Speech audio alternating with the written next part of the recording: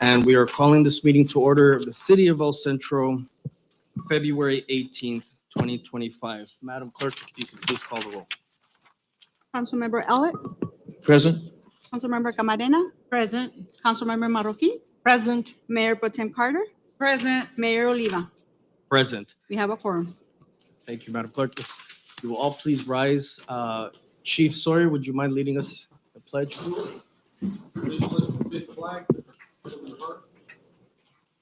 Ready? Begin. I pledge allegiance to the flag of the United States of America and to the republic for which it stands, one nation, under God, indivisible, with liberty and justice for all. You could please remain standing, please. Please bow your heads. Dear Heavenly Father, we come to you just simply saying thank you. We come to you asking you just to bless the east, the north, the south, and the west, Lord. We're asking for you to go high and low in El Centro and bless everybody that lives here, everybody that lives in the Imperial Valley, and bless my colleagues as we come before you with decision making. In Jesus' name I pray, amen. Amen. Thank you, Chief. Thank you, Mayor Pro Tem, for your help. That's for you. We'll go back. Next, we move on to Madam City Attorney for any reports on closed session. Mr. Mayor, there is no report from closed session. There's no reportable action. Sorry. I heard that. Thank you for the report. Next, ladies and gentlemen, we move on to public comment. This part is where the El Centro City Council welcomes your input. And at this time, the public may address the City Council on any matter not listed on the posted agenda. You will have 3 minutes, and we do ask that you fill out a speaker slip so that the mayor knows how to recognize you. I do have 2 speaker slips here, and so I just now open it up to anyone. If there's any member of the public that wishes to address this body, please indicate that now to our city clerk. Okay, seeing no other intention, is there anybody online that's participating? No? Okay, so we'll go ahead and move forward with the ones that we currently have received. First one is from Jazz Ledbetter. Jazz, come right on up. And as you get situated, note that as you begin, you'll have 3 minutes. Hi, everyone. As you guys know, I know many of you all from my different endeavors in the Valley. I just came to kind of bug you. I have already been in contact with your secretary about the Night of the Arts in regards to our event that's coming up. I just wanted to give you a little bit more information on Heart at Heart. If you have any questions, just to kind of put a face to who I am and what I'm doing in the community. As well as my own organization. I am the lead artist for Best Step Forward's dance and art team that they have, their programs there. I'm here in support of my very dear friend and colleague who will speak after me in regards to what we would like to, I guess, suggest the City of El Centro does with our robust art community that we have here. You guys are aware that the skate park was just painted, things of that nature. We are excited as artists to continue that type of work and to not just focus on El Centro, but the entire Imperial County. So we just wanted to make the stop at the big guys first. So like I said, I hope all of you are at the Night of the Arts. It's going to be an amazing event. Kimberly is going to be one of our sponsors and models, so I'm very excited. We've been working on a mural since last fall that we will be revealing and doing a ribbon cutting right here at Best Steps Forward's El Centro location. So again, if you guys have any questions, I don't want to take the whole 3 minutes. I don't think I need them. But you all have a great night and happy to see you all. Likewise. Thank you, Ms. Ledbetter. Thank you. Appreciate it. Next, we have Kimberly Alfaro.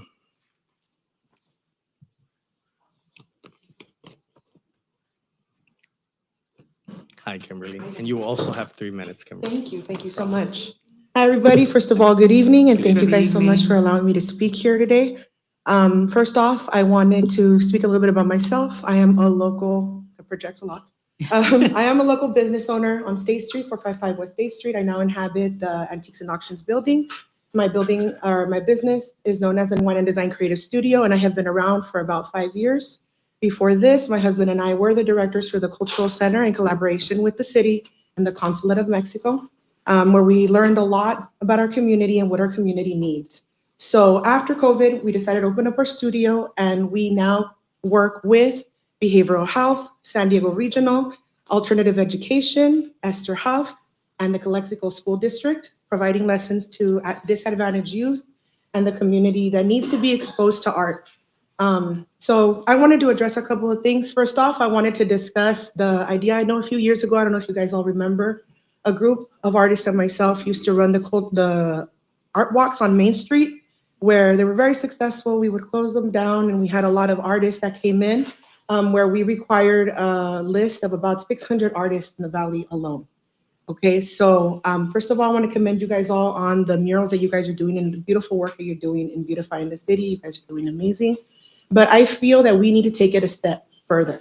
I feel that with this group that now has moved on to other cities to offer the talents that they have, I feel that the city of El Centro might be missing out on that. As you well know, the main street that we have here is not being used. It's very abandoned, and right across my building, literally right on my building, we deal a lot with the homeless situation. So I would like to suggest that we would in some way collaborate with the talent that we have in the Valley to provide some kind of like an art district.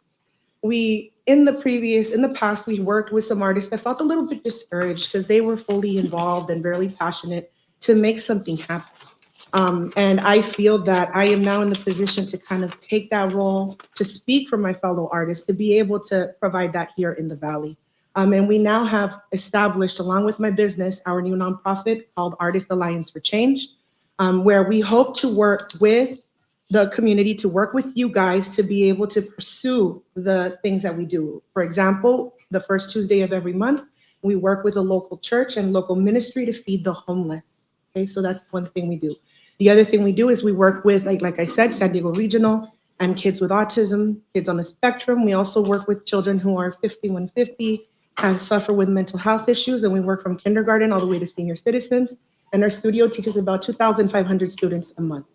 Okay, so I would like to suggest some kind of collaboration to assist you guys in bringing more commerce to El Centro, and to lend you guys the contacts that I have to be able to establish some kind of change finally in the Valley and bring the arts even more out there.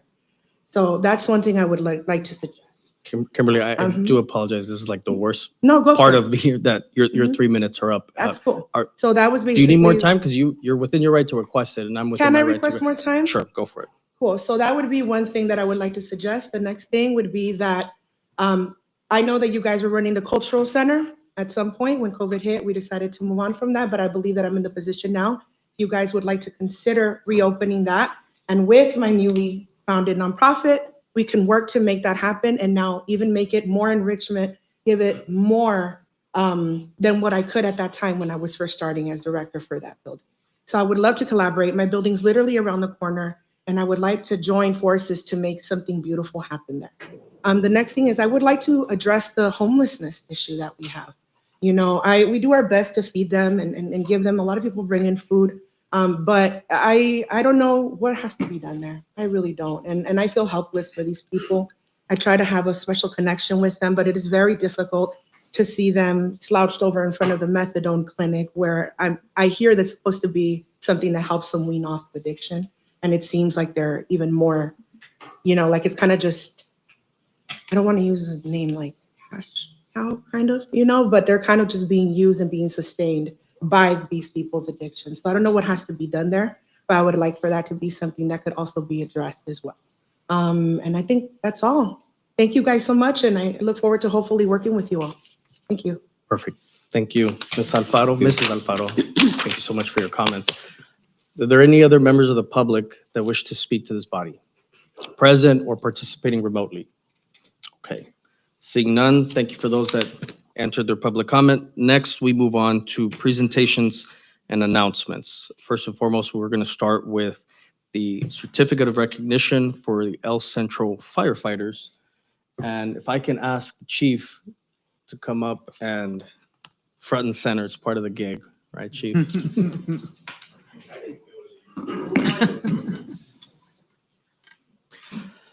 Well, first, what I'd like to do, Chief, if you don't mind, is to offer you an opportunity to talk about your teams, talk about why we're here, if you'd like to open it up for all of us. Yeah, absolutely. Good evening, Mr. Mayor and Council.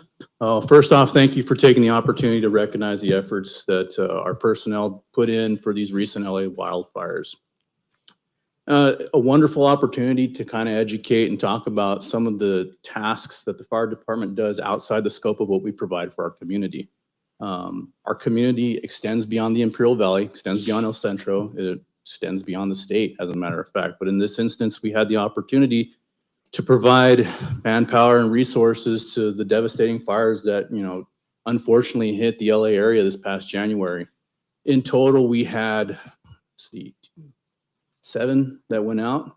We had a strike team leader trainee who goes out and leads the crews that we have sent out from here. We had 3 personnel on our state apparatus that we're contracted out with. We had 1 battalion chief go out in a logistical support fashion where he stays at and helps set up the camps. And then we had a very unique opportunity this time around, one that I didn't want to pass by, and was very proud that we could answer the call, which was providing firefighters who acted in the capacity of translators for crews that coming out of Mexico that were, out there helping with the fire response.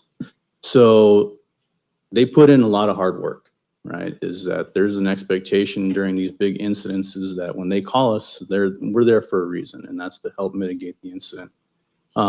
Very beneficial to our folks because we're operating in a large, complex scale environment where while we're out there helping, we are bringing back competencies to the Imperial Valley, to our agency. Is that, not often do we get to have these big, wide scale disasters down here, but when we do and we participate elsewhere, we bring that knowledge, we bring that experience, and quite honestly, we bring those connections back to the Valley. So when, in the time of need, we have also, we not only have we helped, but in the time of need, we've built a reputation for ourselves out there that they see us and they know that if we ever need assistance, that they're proud to help us out as well. So very unique experience. Like I said, a lot of hard work, and the work and the impact takes more than just the physical. Some of the things that these folks see out there, some of the activities that they do go well beyond just putting out fires. Body recovery, things of that nature, which kind of take a toll outside of just, the physical. And so there's a lot that goes into it, a lot of stress, a lot of strain, but I think very rewarding knowing that we had an impact in such a big scale disaster. So thank you for letting me have an opportunity. Absolutely. And so to your team, to your staff, we want you all to know that the council had you all in mind. For those of you that were dispatched out there, we certainly contacted the chief every day to find out how many of you were still out there, what is it that you needed, how can we continue to help. And on behalf of this council, city manager, your very colleagues that you work with, the family here in El Centro just wanted this opportunity to say thank you for looking out for your fellow man. And I say that in general regard, but your neighbors in LA, and exposing yourself to grief, exposing yourself to devastation, to things that you would have not otherwise have seen had you just stayed here. And so we certainly wanted to say thank you for your courage, your dedication, and your sacrifices during the devastation of the Southern California wildfires. Your unwavering commitment to protecting lives and property, and your selfless service to protect our community do not go unnoticed, and we are deeply grateful for your commitment and your time. And so we wanted to recognize you all and thank you for your bravery in serving and for representing us well out there. So we wanted to go ahead on behalf of the council to give you the certificate of recognition and appreciation from us all to you. So if you'd like to I'll have the ones that can take this on behalf of, and I'd if like you- to ask for your team to Yeah. come up here if they could, please, and that way the community can say thank you as well.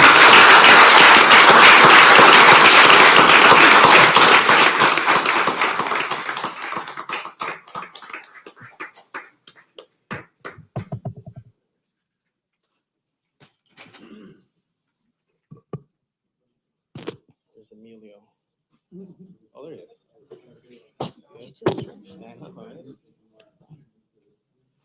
We might need to balance it out over here. There we go.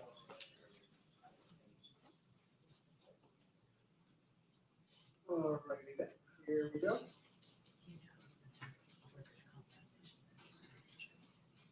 And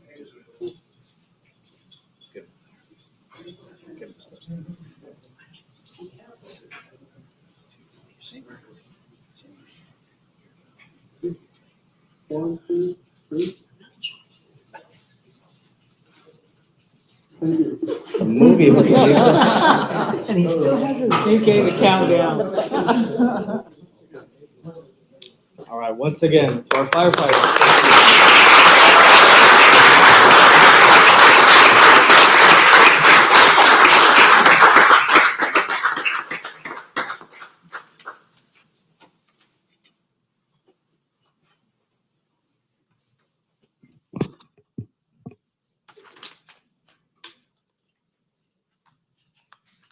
Thank you again, everyone. Next, we'd like to move on to recognize our engineers. So if we could please have our city engineer come to the podium, please.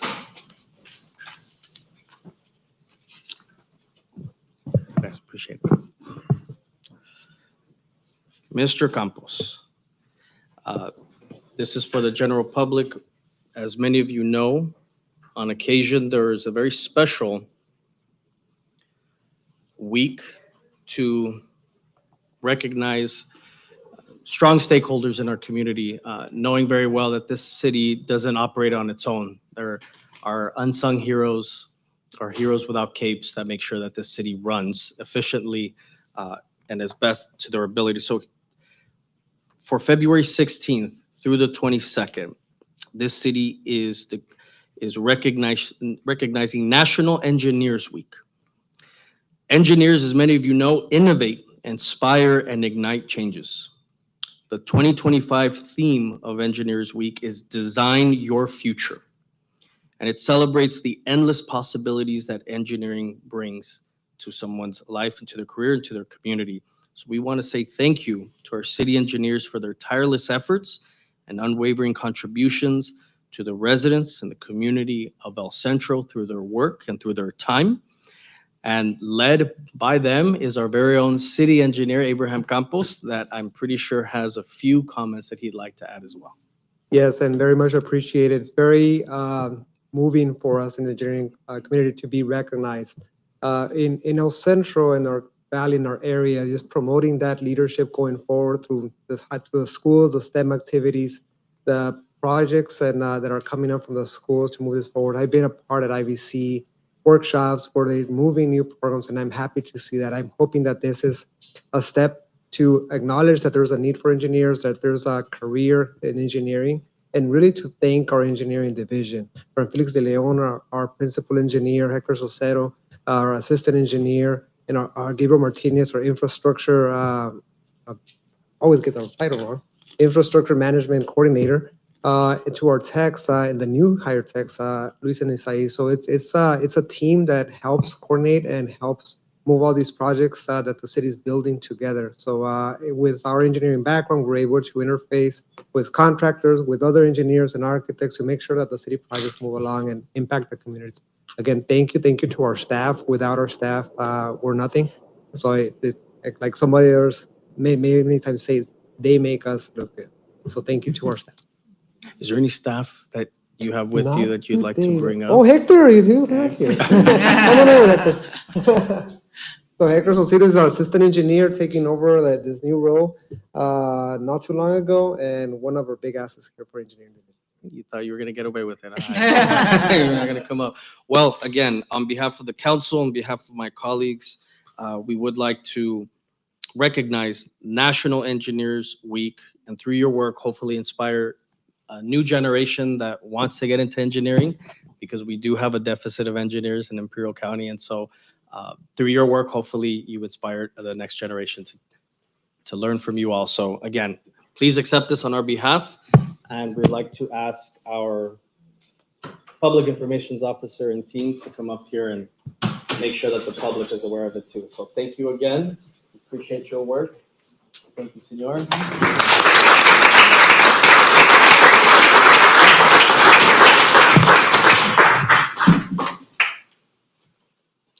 Okay, can we, Abraham, right there, there you go. Have to come this way a little bit. There we go. Trying to center you to the emblem in the back over there. There we go. All right, Looking up at the monitor. here we go. And thank you. All right. Once again, thank you. Sir.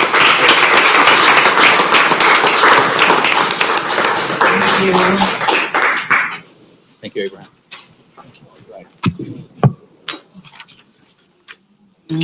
All right. Yes. All right. So, ladies and gentlemen, next we move on to the proclamation for Black History Month. And I'd like to turn this over now to Mayor Pro Tem Sonia Carter. Thank you, Mayor. I wanted to inform you a little bit about Black history before we move on to the proclamation. So I wrote myself some notes. It is important that we never let the truth be forgotten. Black History Month can be traced back to 1926, when Carter G. Woodson is the founder of what was once called Negro History Week. Woodson, a Black American scholar, had many goals when he established the celebration week in February.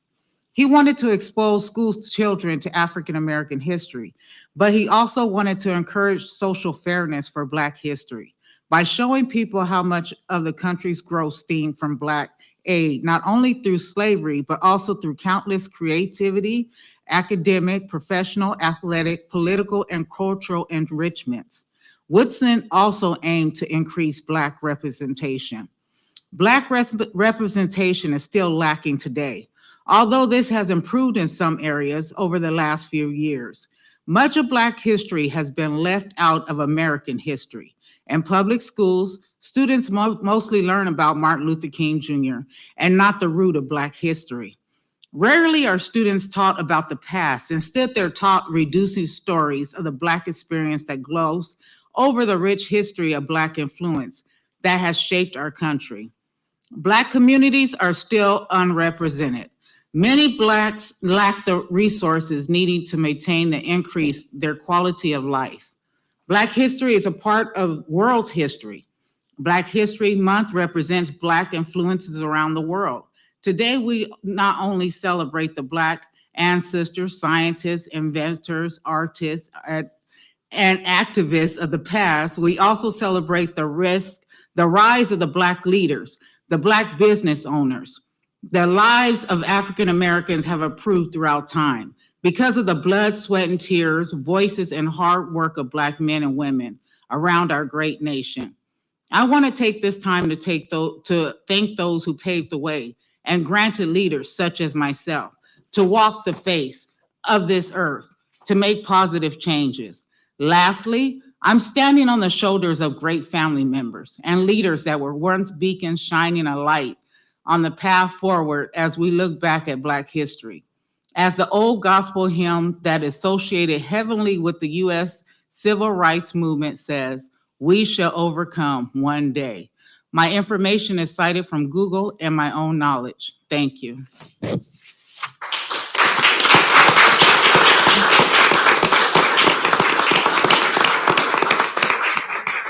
So, as many of you know, February is Black History Month nationally. And so Mayor Pro Tem Sonia Carter wanted to make sure that we here also acknowledge and proclaim that within the city of El Centro, we acknowledge that this month is Black History Month. So let me go ahead and read. Whereas Black History Month is a time to honor and celebrate the rich heritage, achievements, and contributions of African Americans to the history, culture, and progress of the United States. And whereas Black History Month provides an opportunity for all citizens to reflect on the sacrifices, triumphs, and resilience of African Americans throughout history, from the human rights movement to the ongoing efforts to combat racial inequality. and continue the important work of building a just and inclusive society. And whereas Black History Month celebrates the importance of fostering greater understanding, respect, and unity, inspiring current and future generations to continue the pursuit of justice and equity for all people. And whereas the mayor and council members celebrate and appreciate the creative, intellectual, and economic contributions that continue to enrich our society. Now, therefore, I, Tomas Oliva, Mayor of the City of El Centro, State of California, do hereby proclaim February 2025 as Black History Month in the City of El Centro.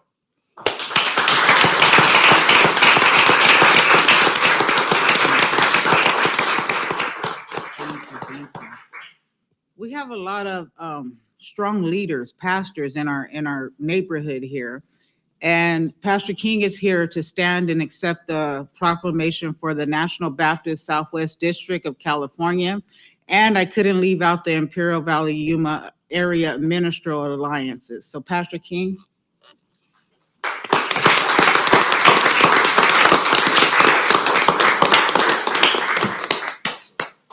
Thank you, thank you. And if First Lady can join you for a picture? She not? She's not gonna. She said you're gonna do that solo, huh? Pastor King, do you mind be right here, just to center you out with the emblem back here? Okay. All right.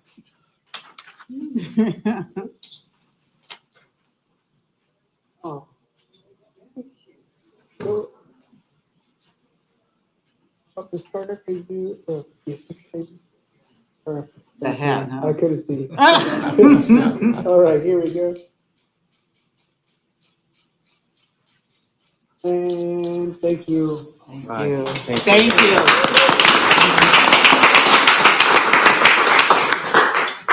Thank you.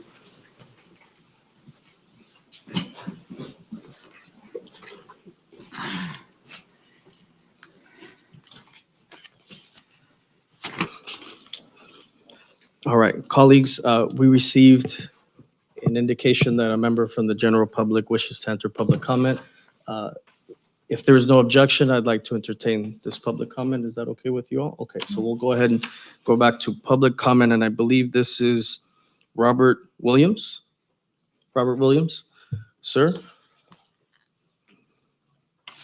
Oh, interesting. I got it here right at this time.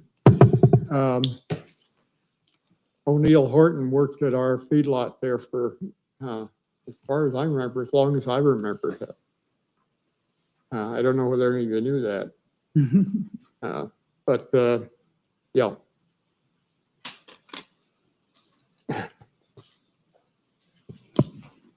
I wanted to explain to the city council that I am interested and I want to develop the 27 acres that is west side of El Centro. It, if you go out there at the end of Orange Avenue, you will find the beginning of it. It also intersects off of Hamilton Avenue. There have been a number of people who have started projects out there. I've got some stuff on this. I'd like to, I think it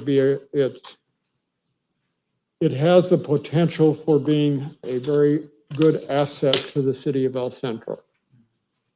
I want to develop it because I feel that there is a need for housing out there. McFetrich had built a lot of homes out there. I don't know whether you're familiar with that area, but with the price of homes and such going up and all that kind of stuff, I was trying to put together a project which would be like I was involved in Arizona, and very successfully, in which we put together apartments, high-end apartments, so that they won't be a distraction from homeowners, because you don't want to I'm sure homeowners don't want you to build apartments next to them. They want to have the same kind of area. But if you're going to have a place where people are going to want to come to, like teachers and workers that are being paid high salaries, they're not going to want to live in older apartments. They want to live in new apartments. And so it was done in Scottsdale, Arizona, which was very successfully. And what I wanted to do, I've worked with, or I'm one of those people who've always been into one thing or another. I was in cattle feeding business. I've done. Mr. Williams, I do apologize. You have reached your 3 minutes. You have reached your 3 minutes, sir. And my question to you is, as I afforded it to Mrs. Alfaro, would you like additional time? I can grant you 1 more minute. Oh, I'm sorry. Unlimited is time, is that what you're saying? That's correct. 3 minutes is afforded to everyone. Okay, Would you like 1 more minute, sir? all right. Well, and I would like a little more time if you. Okay, I can grant you 1 more minute, sir, so go ahead, Okay. 1 more minute. All right, well, I would like to try to work with the city in putting this project together. I think it would be very successful. It would be an asset to the city. I think that ought to be sufficient for you people to be interested in it. I've had a difficult time trying to find some of the other owners of the property around there, and I want to try to make them involved with it also. So it's profitable for them as well as for me and for the city. So I think if you can have everybody involved and everybody in agreement that it's a good idea, then it should be successful. And that's why I'm here tonight, to try to make you guys aware of it and try to get as much cooperation as I can from the city in doing it. And I thank you for that. All right, thank you, Mr. Williams. Appreciate it. Thank you for your comments. Okay. Yes, sir. All right. Seeing no other public comment, we'll go ahead and move on to the consent agenda. These are items 4 through 8. Are there any questions, concerns regarding the consent agenda? That's items 4 through 8, colleagues. I do, Mayor. Yes. I just have a question. I don't know if somebody's here regarding the budget, but I had a question regarding the telephone costs. I know that based on what I have seen here, I saw that, and again, I'm learning, so No, that's it okay. was, Councilmember, I gotta, can I ask which item? I'm looking at the approved warrant registers for the month of January 2025 on page 70 and 117. This is the treasurer's report. Right, Okay, so what we'll do is this. Would you like to pull that item for discussion? yes. Okay, so we're going to go ahead and pull item number 6 from the consent agenda, and we'll have now consideration of items 4, 5, 7, and 8. So are there any questions regarding the now consent agenda, which is items 4, 5, 7, and 8? I have a question. I'm sorry, go ahead. Yes, because you mentioned something about the telephones. Wouldn't it be the warrant registers? Yeah. That is item number 4. Approved warrant registers for month The of warrant, 20. okay, so you want to pull Okay. 4? Yes, Four. is that, I'm sorry if I misspoke. No problem, no problem. So that correction is now, item number 4 is pulled, and we will consider for consent agenda purposes, items 5, 6, 7, and 8. So 5, 6, 7, and 8 is the new consent, and if we can approve those and then pick up item number 4. Okay, oh, go ahead. I also have a question for, on item 5, approved payroll registers for the month. Okay, so do you want to I'll pull? pull that one as well. Okay, so pulling items number 4 and 5. So it's now items 6, 7, and 8 on consent agenda. Colleagues, is there a will? I will motion to approve 6, 7, and 8. Okay, so we have a motion by Marroquin to I'll approve 6, second. 7, and 8, seconded by Mayor Pro Tem. Madam Clerk, please call the roll. or open the Oh, roll, let sorry. me do the start.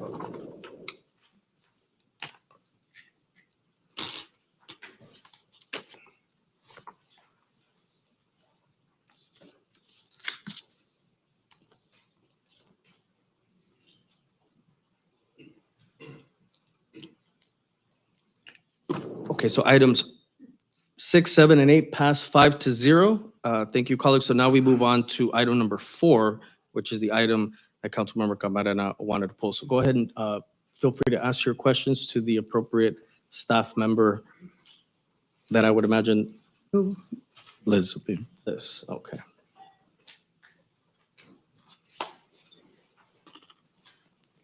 Hi, Yes, Liz. hi. I just have a question regarding the phone bill. Again, I'm just asking out of curiosity. So as I'm going through and I'm seeing pages on the AT&T mobility, could you tell me what mobility is? That the cell phones or is that? a Yes, that's the different- cell phones. Okay, and then we go ahead and we go on to pages 70 and 117 on the Verizon. Mhm. Are those cell phones as well? Yes, so we are in the process, if you want to help me, Miguel. We are in the process to move, Miguel is in charge of of that project. We are moving from Verizon to AT&T because they offer a better program. And they have a different, what's it called? Miguel? First responders. Okay. Miguel can give more Yeah, information. we moved to FirstNet because they do have a first responder program. So like if everything breaks in the city, so we will have like live lines to Yeah, respond but- calls and everything. So Verizon, we still have a few of them in Verizon, but it's just like 3 or 4 lines. And then I think the PD is on the same process. So, yeah, I was just wondering because I was looking at, and again, forgive me, I'm studying, I'm trying to learn to No, that's read. good. As So- soon as we are finishing the contracts with Verizon, we are not renewing, we Mhm. are moving to AT&T. So Okay. we are gonna be done this year, right? Miguel? Next month. Next probably. month. Mhm. Mhm. Okay, 'cause I saw the numbers I got were 15,300, is that correct? Or is Yes. that, and that's aside from the actual phone lines that are anywhere Yeah, that else? include the phone services and some iPad services. And probably PD. And what's Yeah, the- MPD is included. MPD. Mhm.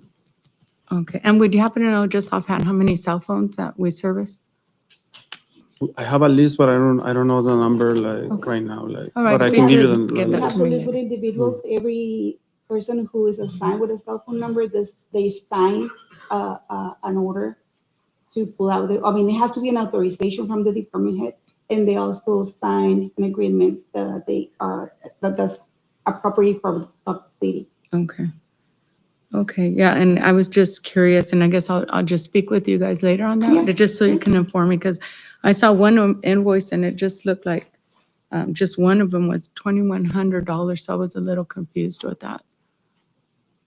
Okay, we can pull out the purchase order, if that is specific, we could probably work paying like more than one bill or 1.5. So we can pull out the information and we can send, On that to one you line. tomorrow. Okay, yeah. So Or, 21,000, you said. yeah, I have more, that's why I said we'll meet. Oh, okay, okay. We can meet, because I just want to make sure that Just send these me an numbers email are and we can being, provide all yes. the information. Okay, thank you so much. But do you have another, It's a payroll. do you have Yeah. another question No. regarding payroll? No, that was the only one that I Oh, that's have the right only now. one, okay. Yeah.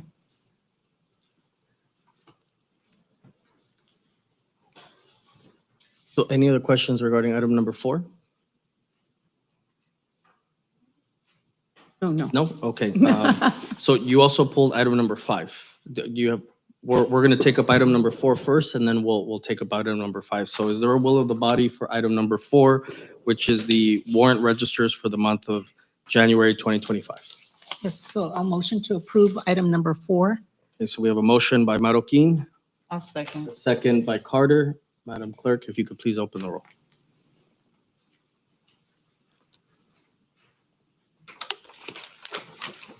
Okay, that item passes 5-0. Next, we move on to item number 5, the payroll registers for the month of January 2025. Okay, so it's me. So I have another question. This one's just easy.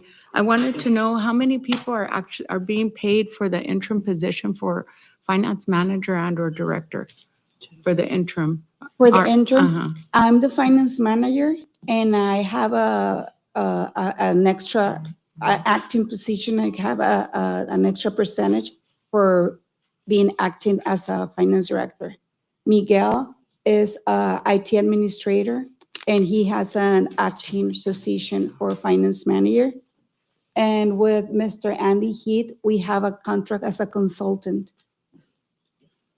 So, So okay, in go ahead. summary, none of we three are receiving the salary of the finance director. So the three of you are receiving? No, we are not. No, we are Because not. the consultant's receiving that. Yeah, the consultant, it's by bill. They bill us by monthly, but he's not gonna be close for that, To- for the salary of the finance director.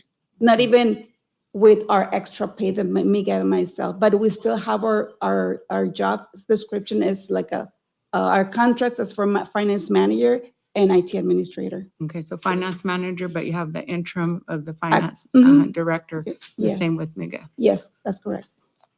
Okay, and Andy's on contract? Yeah, only. under some contract, and we can provide a copy of the contract. Yeah, Okay, thank you. you're welcome.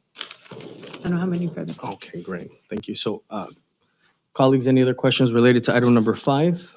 Seeing none, is there a will of the body for item number 5, which is the payroll registers for January 2025?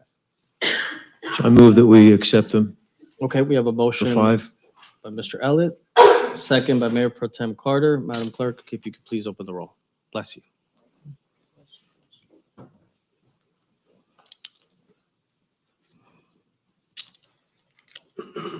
Okay, that item passes 5-0. Next, we move on to new business, which is item number 9, discussion regarding 2025-2026 Community Development Block Grants, also known as CDBG, proposals received. And this presentation is by our Community Services Director, Adriana Nava. Hello, Honorable Mayor and Council. I'm going to pull up the agenda item.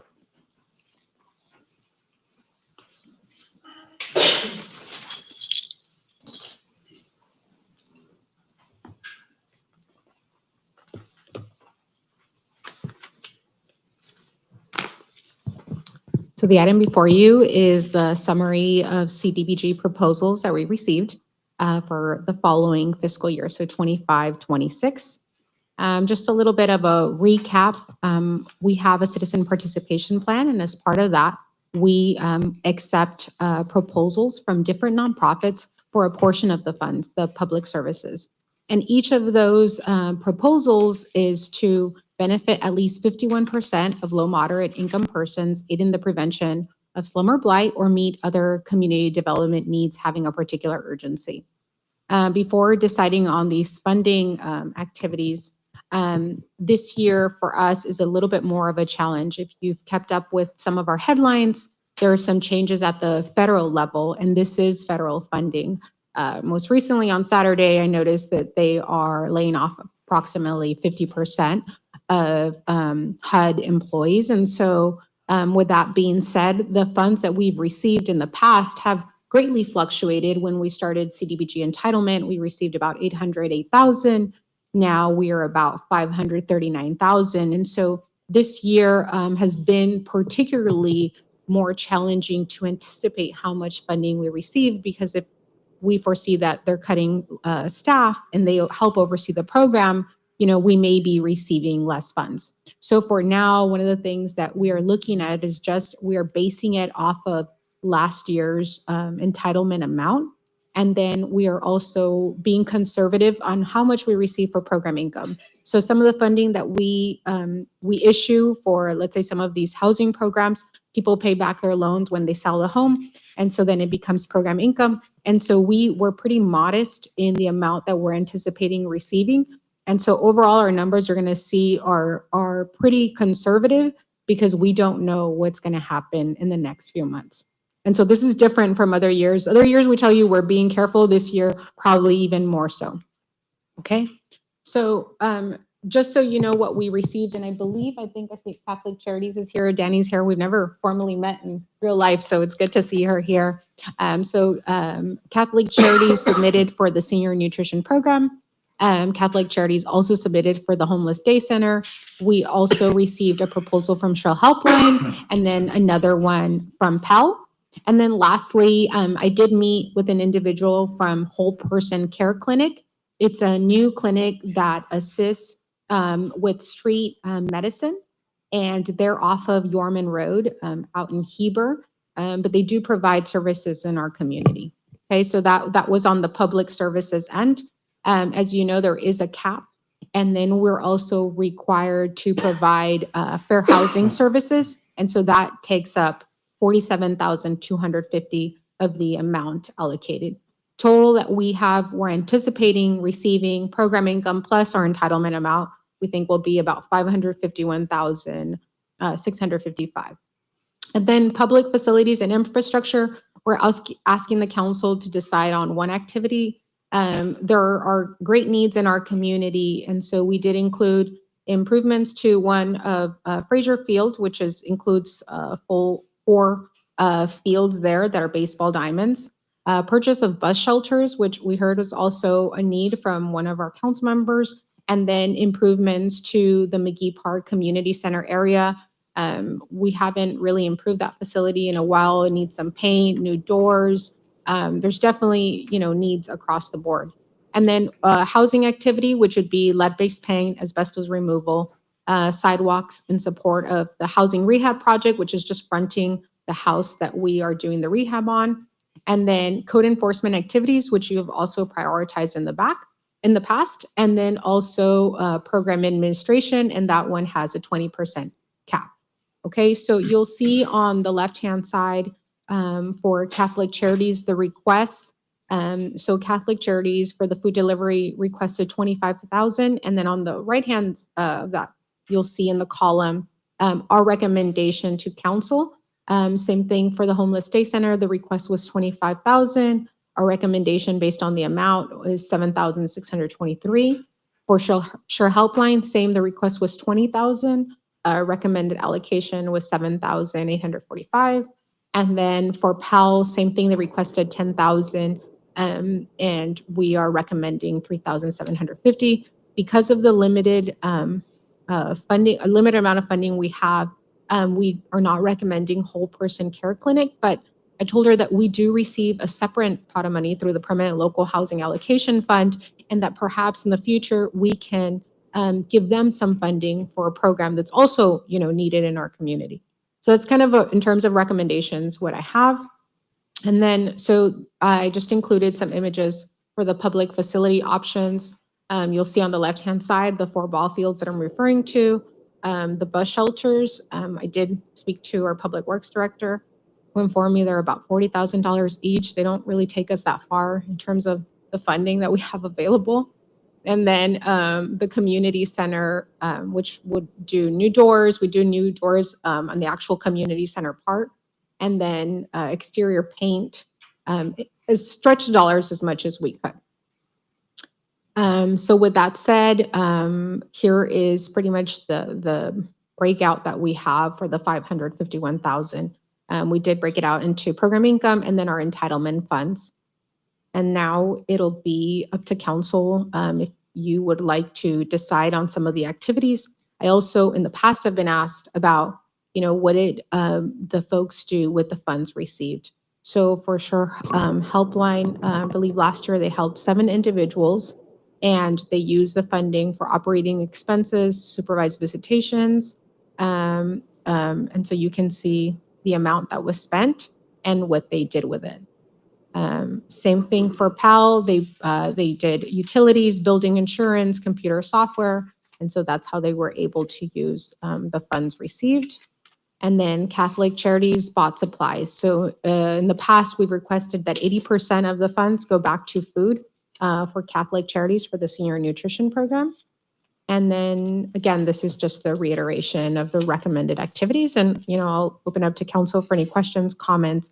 And then I know some of our subrecipients are here in case they'd like to speak.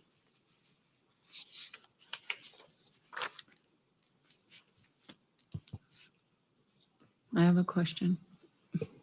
Is the money that's allocated to the organizations that you had mentioned for, or the bus shelter, Fraser Field and McGee Park, does it all have to go to one, or could we make a Yes. decision? It all has Yes, to go to one? because of the amount that's required per activity and the environmentals required and the process and the amount of time that we have to achieve a project, only one project. There are other funding sources the city has that could be going towards those other items. For different projects, there's different grants that come up. Also general fund, Measure P, there's And I'm just curious as to the Fraser Park, you mentioned all four diamonds. Is that specifically for the fields that were yes. up there? So And I what would that will, entail? yes. So right now, we're doing, and I have another presentation that is here as well, providing an update for Fraser. We are doing the dugouts in fields 1 and 2, which are the larger diamonds. And then we are doing clay, seed, working on a walkway. The batting cages are already up. We did the concrete, we're missing the faux turf. And then the snack bar was also completed. So with the funding, we would like to extend the walkway towards the rear fields, new bleachers, seating of the facility greatly needed, clay, and then the backstops and the dugouts also need some love. And that's on the backfield? Yes. Oh, okay, that's. Yes, and I will say that is a city, school district property, but CDBG does allow us to do the improvements because it's a public facility. And the interagency agreement that's written between the city and the school, where does the maintenance and the upgrade responsibility The go city. to the city? Yes. Yes, on these facilities, yeah. And I have a question too. Thank you, Adriana, for what for your proposals. I didn't see anything about Gomez Park's monies. Do we have money set aside in difference for that, or is it somewhere in here as well? Yes, there is another agenda item today Okay. where I'll be providing an different in-depth presentation. presentation on Okay. that. I just want to know Yes, if the that's monies were following- separate yes. than this before we Yes. approve. Okay, Yes. thank you. Adriana, I have a question. I don't know, a week or so ago, we walked Fraser Park and you showed me a document of how many I'm going to go to funds. that presentation just so that. We could save it, right? But my question to you is the proposal of CDBG as you're presenting it with the $277,576, is that part of these monies, these 315, or would this be No. on top of those 315? This would be in addition to. Okay. Right assume now, so. through Measure P, we have 385,000, and that's the improvements that you can see on the screen. So that was the items that have already been completed, the metal doors, frames, AC, and restrooms restrooms and the snack bar.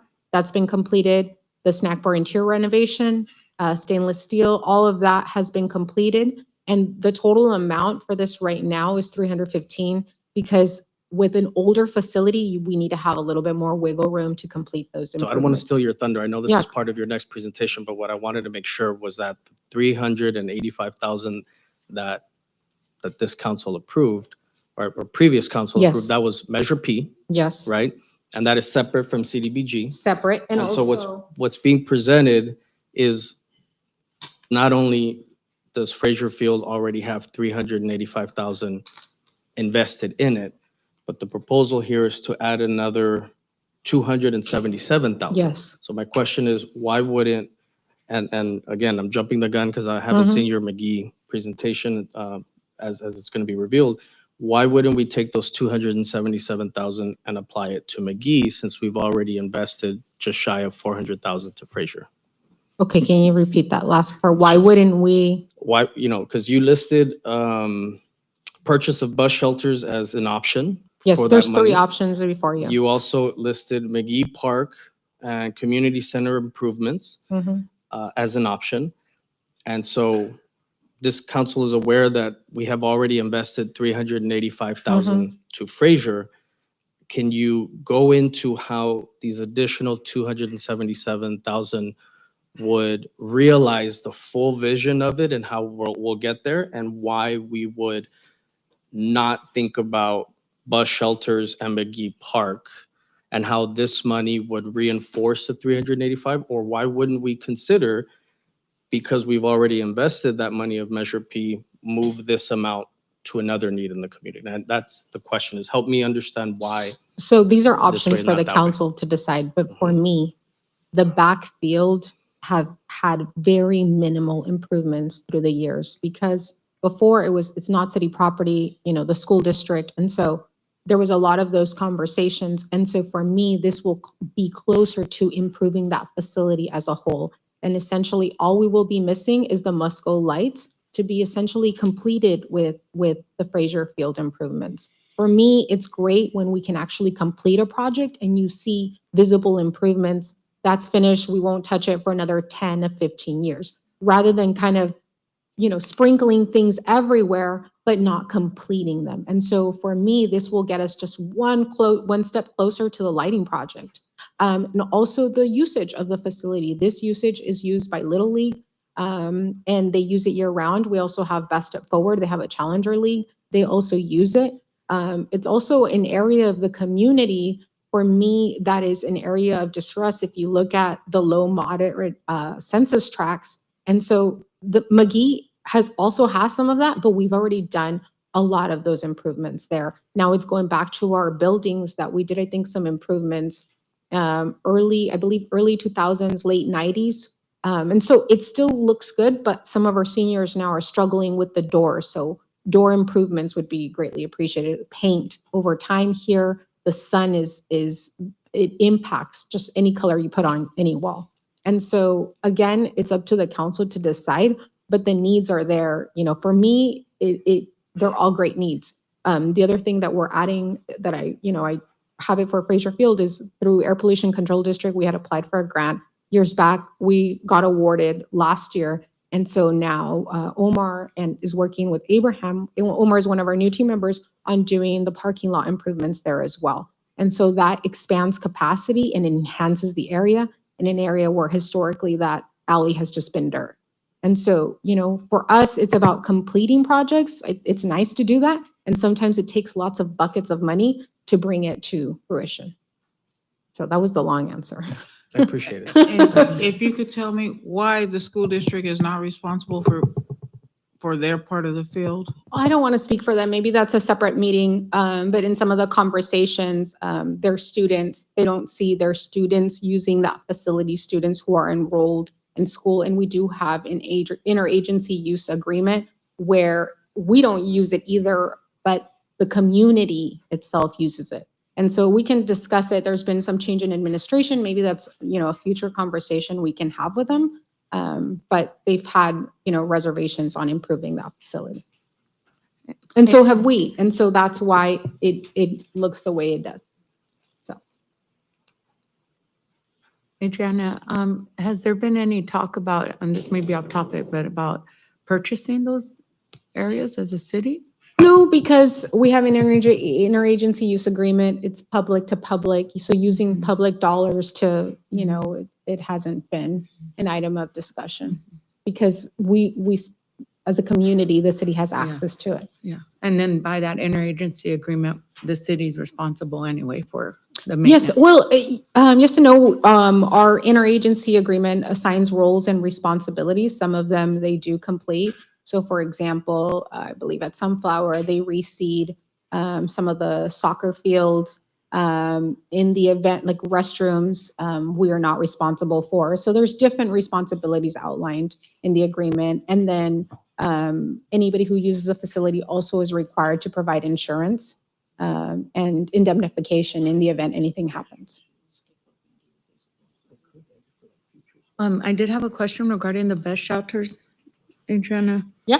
I was, the 40,000 that's given as an estimate, I was researching some of them, especially the ones that like we had spoken of, that were, that are just a plywood board around Buckland Park, and the lack of ADA shelter and rooms for people with wheelchairs to be able to get even shelter from the sun, the wind, the rain.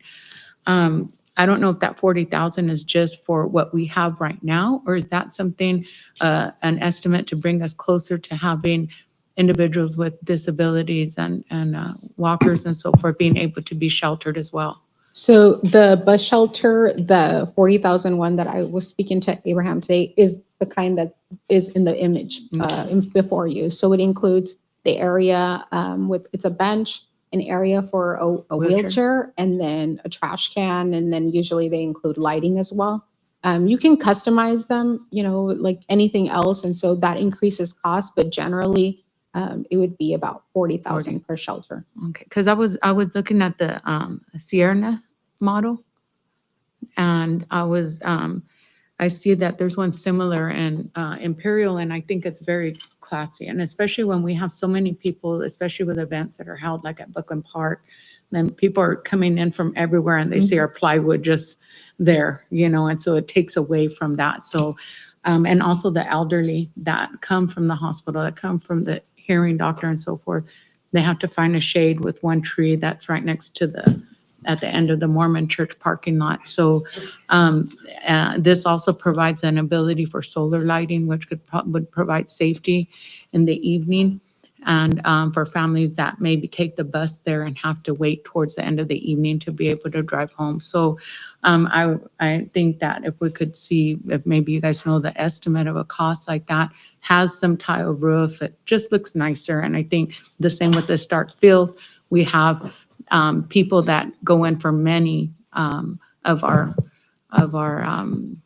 activities there, and it'd be nice to have a nicer looking shelter there with the ADA ability. All right, thank Abraham. you. I do appreciate the comments, and good evening, honorable mayor and council members. So the estimate for 40,000 would be basically remove the old ones and start fresh, brand new, ground up. And the equipment itself ranges in around 30,000, and that's because we do have lighting on them. They have the solar panels, electrical battery systems, and so forth to power them up. They're not connecting it to the grid, so it's all solar. So that drives the price up. Also, many of our shelters have advertising space, and that advertising space is also lit, so that's why they go up, right? But we're looking at options, as we're probably going to be reducing the amount of advertising that we do out there, as our contract with a company that was doing that has expired, and we're going to be taking up the maintenance not only through the Helping Hands program, but with the city staff as well. So we're in that transition phase. There might be an opportunity to save and drop the cost a little bit if we remove some of that extra equipment for the lighting.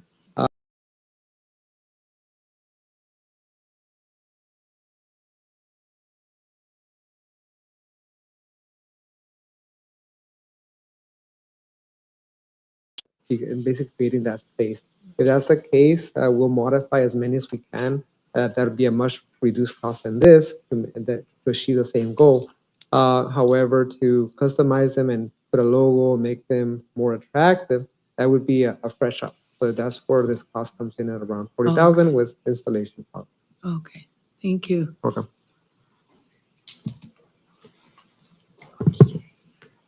So Adriana, I have a question. This is the block grant presentation, but you're going to also go like do a report, an update on the Gomez improvement also Yes. later? Yes, Okay, thank you. that's, I believe, after this item. So Adriana, let me go ahead and take a moment here to ask. So is it fair to say that the city council has recently made investments and improvements at McGee Park, and that perhaps you feel that there are other revenue sources that could address the bus shelters portion, and I'm specifically talking about the public facilities and infrastructure portion, that you would feel comfortable, that you do feel comfortable in recommending that we utilize those funds towards our shared goal of improving Fraser Field, and that is why you've presented it as such. Feels like a deposition. Do you feel? These are just three options. Look, the funding, the needs are everywhere in our community. And this is why I brought it to council. because I alone on my seat can't think, oh, this is more worthy. They're all worthy causes. We love children who play baseball. We also see the need of people who are in wheelchairs.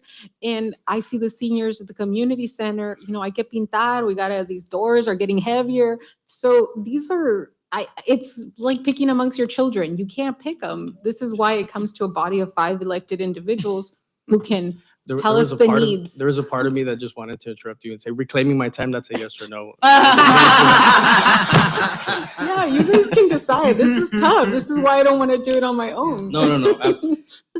I was trying to throw you a softball in saying that, Yeah, yes, sure. we have invested in McGee Park. We have.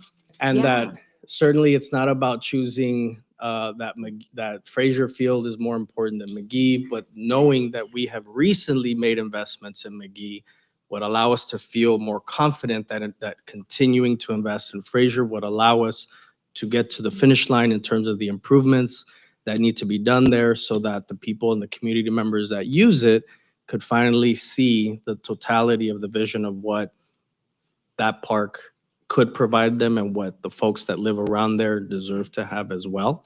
And that there's nothing wrong with that statement. And so if that is your statement, then I certainly would appreciate it, and I agree with it.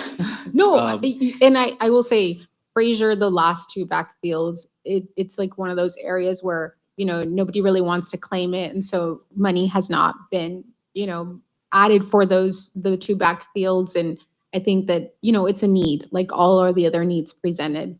How the funding is allocated.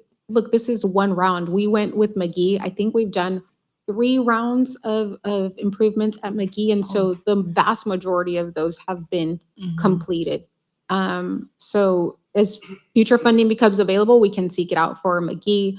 For bus shelters, same thing. I thought it was going to buy us more. I mean, when Abraham told me, oh, it's like 6 or 7. So I was like, well, yeah, it's true, because even our lighting project, I thought, they're at 1.2, 1.5 million. So what do I expect for bus shelters? Everything that's infrastructure related is really expensive. I have a question too, Adriana. Have you spoke with David from ICTC about the bus shelters? I know that they they're going to be doing some. Abraham had some comments on that. They're going to be because I know doing we had some. monies that was advocated for this particular project, and I wanted to know if it was coming from ICTC or if this is coming from the city, or how are we doing this one? ICTC has a separate project and a grant. Don't recall exactly how many bus shelters, but I can provide a list of the locations that are being proposed. If we do decide to change the style of the bus shelter, there will be an opportunity to have ICTC jumpstart that process, as they will be replacing some of the shelters that we've been discussing tonight. So maybe the next community enhancement task force or something like that. I'm not sure what committee would it come into for consideration of a new design, if that's the will, so that we can take the opportunity of the ICTC project and they can buy the correct going forward shelter. So that's an opportunity to jumpstart. That's completely separate from this. Okay. So it would be adding, the ICTC would be adding to whatever you decide tonight. Okay. So Thank you for the update. Yes. A burning question? No, I don't have a burning question, but I do have a comment. No, throughout the years, I've known that Mrs. Nava, her goal is to complete one project, and it's just like, and it does make a huge difference. And I can attest to McGee, because I was in that area for many years, and I've seen the drastic improvement, and it looks complete. So, I can see where, the vision of completing the improvements to Fraser Park are coming in, as an alternative to the bus stops. This is like, I know that Ivy Transit has a line that specifically picks up, people with disabilities, in wheelchairs, and they transport them, so Yes. that is an alternative in the meantime until, these new bus shelters could be implemented. So it's like, and so, this is where, I know we are talking about, pardon? I was trying to think of the name of the branch of ICTC, MedTrans, or I can't remember. Yeah, it's the yellow or the green lines, Yes. it's just like, and I'm not sure exactly, because I know I've seen both, pick up. So, that's where, I think the public just, really isn't aware of the services that, and I mean, it's a minimal fee that they charge to, to transport. Yeah. But anyway, going back to the completing a project and, making it look and being, a significant improvement that the community can see is something that, I would go along the lines of being in favor of, making a significant impact, by completing a project. Yeah, building So, momentum. yeah. To me, it's baby steps in order Yeah. to get to final Right. product. Right. So, those are my comments, just wanted to throw that in there. No, Mr. much Mayor. appreciated. So I wanted to get us going in terms of the conversation. And so as I look at my colleagues and I ask, is there anyone opposed with just that section, the public facilities and infrastructure to keep that funding as proposed by staff for improvements of Fraser Field, knowing very well, as mentioned by the Mayor Pro Tem, that there are other funding opportunities for the bus shelter and that the city has already invested much improvements on McGee Park, that this is okay, so that we can move on to another portion of the presentation. There's probably going to be a little bit more heavily discussion, but is everyone okay with that? So we can kind of, I'm seeing nods. Okay. Yes. All right. So let's talk about the public services portion, which is probably going to be a greater conversation, and that is the Catholic Charities Senior Nutrition Program, the Homeless Day Center, Shore Helpline, El Centro Pal, and Whole Person Care Clinic. Now, Adriana, is it correct to state that the total funding amount that would be divvied up is 35,498? Let me go back to public services, sorry. Yes, 35,498, okay. yes. So that is the total amount. And colleagues, as you have seen, we have staff recommending the senior nutrition program, the homeless day center, Sure Helpline, and El Centro Pal. And one of the things that I would ask, and again, this is just to start off the conversation.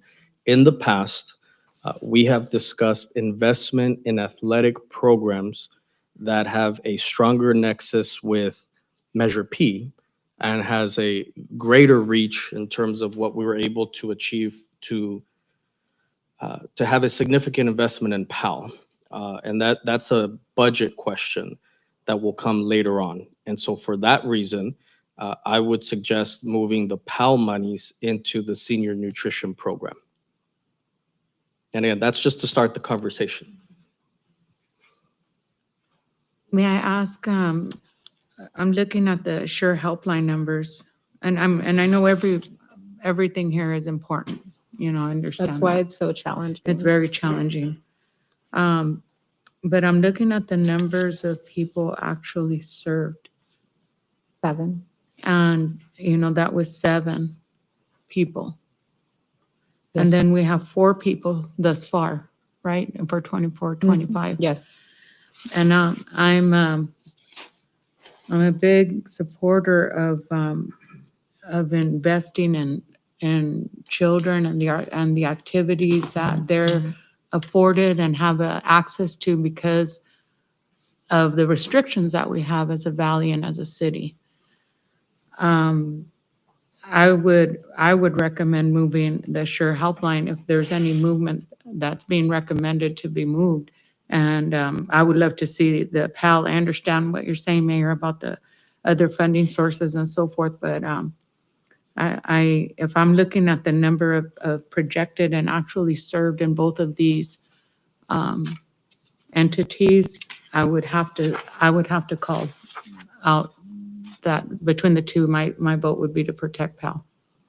So let me continue that conversation. So the reason why I say this is because Measure P, it is not traditional that we would grant Measure P dollars for Catholic Charities and senior nutrition, but we very much can to El Centro Pal, which is why I'm saying that when you look at all of the applicants and you think of each applicant, how many of them can overlap and be eligible for funding, only the senior nutrition program, homeless day center, and Sure Helpline would have the strongest nexus and eligibility for this funding, but 0 for Measure P. And so what I would like, or my suggestion for my colleagues, is to maximize this funding, as those entities are only eligible for this funding. And then when we think about how we allocate Measure P, in the past, we have fully funded the request for PAL of $10,000 through Measure P. And again, giving them $3,700 is really not going to set them up for success, because what are they going to be able to afford for $3,700? But if we shift that money, and that's, I think, in line with what you're saying, Member Camarena, is if you feel that we're not getting the bang for our buck in some of these, then certainly, I can understand that argument. But that is the rationale behind why I would want to Mayor, shift where it are you asking to shift the money from PAL to? to the senior nutrition program. Mayor, may I ask a clarification question just for myself again?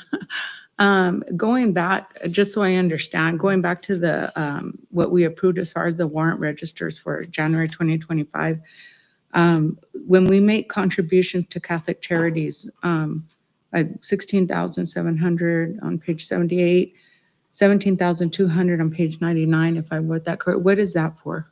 Probably for our other program, which is funded through the Permanent Local Housing Allocation Fund. And that's the Streets to Work program, Working Hands, Helping Hands. It's known for different names throughout. And so those payments are likely through that. So Because- our Helping Hands program Is through receives- Catholic Charities. Yes, and so that's the amount that we pay monthly to sustain Um, the it- 5 people working? It varies month to month, but it doesn't just include the 5 individuals. It also includes program admin and other costs as well. Salaries. Yeah, Danny's from Catholic Charities, so she knows, she wrote the response to the proposal. So we can give you details, but that is for that.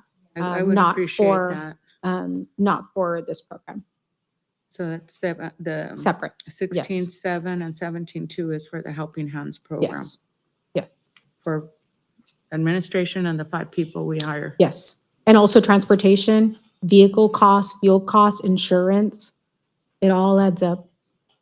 Mhm. Supplies, gloves, protective gear. All right, well, yeah, I'll ask for that information to review.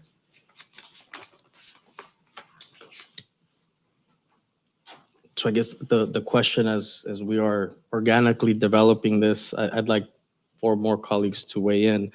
There's no certain determination just yet that I've heard from anyone, but there seems to be at least the idea of shifting some money to others. And so could any of you all provide some additional input Well, so that we can get a sense of a majority here? So if we have another funding source to, for PAL. For PAL. Yeah, Mhm. that would, I would be in favor of shifting, those funds to the senior nutrition program, and maybe reducing,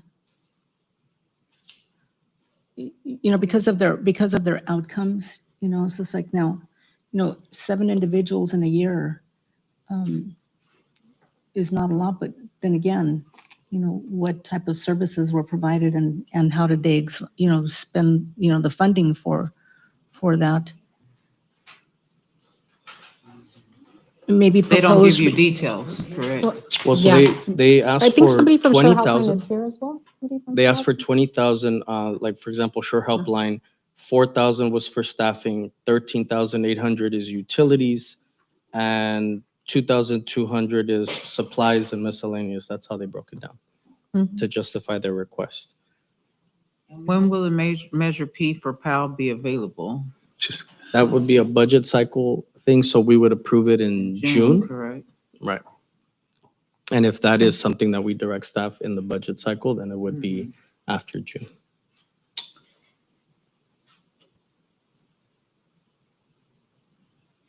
Adriana, just out of curiosity, so are there reports given back as to how the money was spent, and these monies Yes. that they're not spent, do they come back, or are they just No, all the absorbed monies or are spent? spent, yes. And also to every subrecipient's, fairness, what they request and what we allocate sometimes are very different. So Yes. with 20,000, your deliverables are much greater, but if you're funded, 7,000, 3,000, how much could you really do in 1 year with that type of funding? And also for us, I will say that limiting the activities greatly assists the workload because we have to report on every single dollar per entity, and each of them has to submit reports that we then have to review and then input into IDIS. So it's a lot of paperwork that goes behind, very small dollar amounts. So we would prefer larger amounts to less entities rather than many. And the cost of living has increased. Yes, that is accurate.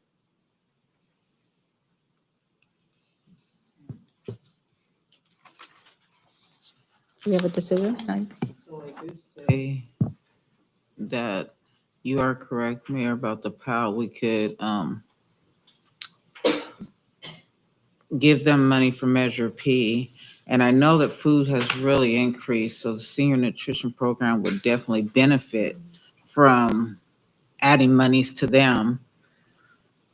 But I know, Sure Helpline, I know that they do help some victims, and I just don't know with what or how that money is used. And I know that they do help people pay their rent, which rent is expensive now. I know that they do help people with different things, so we can't really elaborate on that because we just don't have facts. Yes, know? but those are through other funding sources. Yes. We don't give vouchers for, we don't give So that type of funding. I have an idea, and Yeah. I'm sorry. No, no, I was gonna just kind of lay it out there and Yeah. see how folks feel.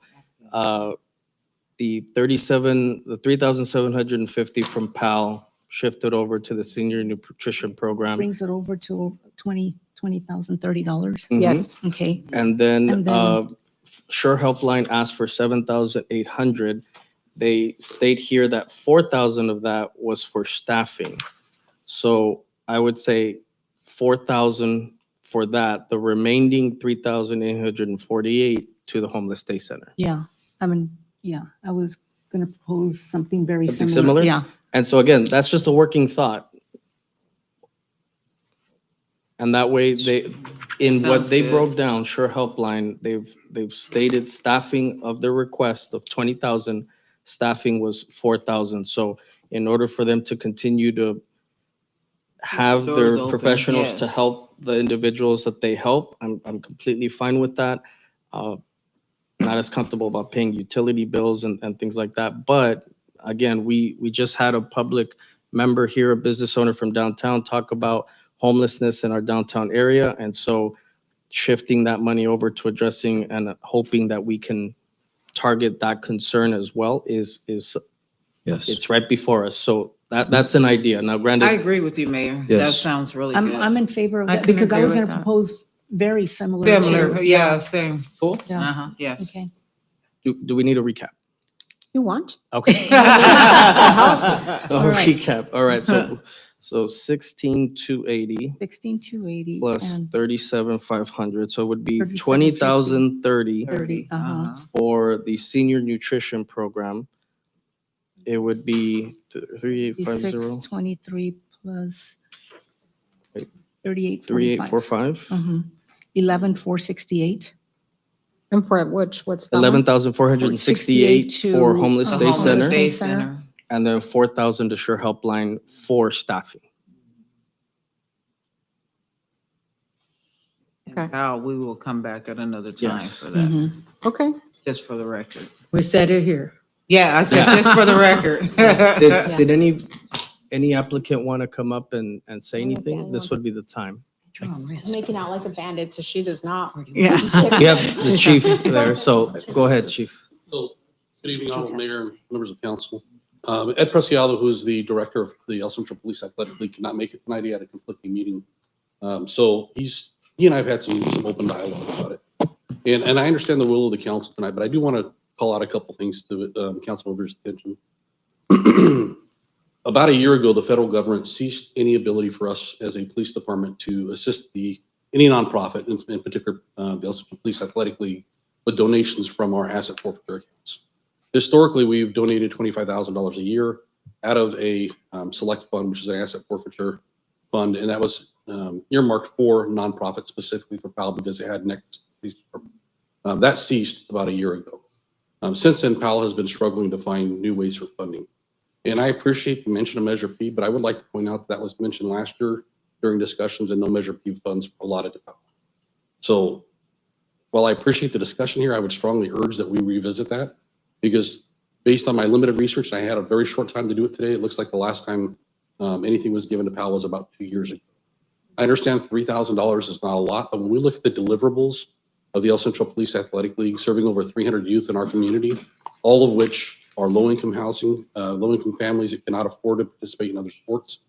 And sports are not just soccer, it's open to a number of different activities here. I just would encourage that if it's not the will of the council tonight to look at that, that they strongly reconsider in the future if Measure P is an option. And if it's something that we need to budget for or request in a budget, in our budget process as the police department, I would strongly support that, because the deliverables are many compared to some of the others that are. And no disrespect to anybody else, but quite honestly, the bang for your buck is there with Powell. I'll submit that. So thank you very much. Mr. Mayor. Thank you. Okay. Mr. Mayor, if I may, I will take that as a direction from the council to start looking into the Measure P, and I'll work with finance to make sure that we do that prior to. If that is the will of this body, we can do that. So yes, so I'll say this as a member of the financial committee. I'd like to agendize a prior program that we had approved 2 years ago, which was to set aside some Measure P funding specifically for sports athletic programs within. We did that 2 years ago, as mentioned.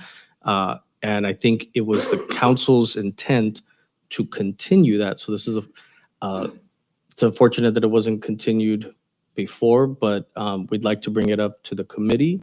We'll agendize it, and that way we are not deliberating on that prior to and stating how we would vote, but it said that the intent would be to bring it to us so that we could deliberate and give formal direction. But for now, let's agendize it at the committee, and we'll move forward from there. Okay, that's fine. That's it. So as laid out, I believe you just need direction, or do you need a formal vote on it? Yes. And no, I don't need further direction. It was just allocations. I believe we have enough information, and if there are any changes, we on Fraser Field, there is a caveat. One is just how much funding we're going to receive. We don't know our allocation, just the unknowns at this time. Typically in the past, if we receive less than the amount that we anticipate, we shave it across the board for each of the activities using the 15% cap and then the 20 for public administration.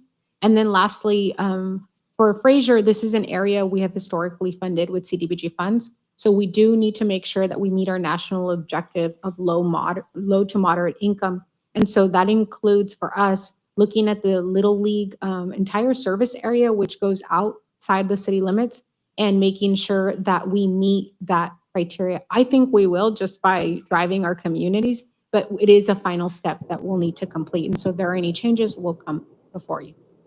Okay, so And I Jan- do believe we do need to have action on this, but before Yes, we you do need that, to approve this item as you As revise presented, it. yes. Okay, and I just had a question. Adriana, how long do you anticipate that to be able to confirm that they meet the low moderate area? Probably like a month, because we have to go through every single census tract block group audit. Okay. And then we have to weigh out using census information. And if you've used the website, it's not that friendly.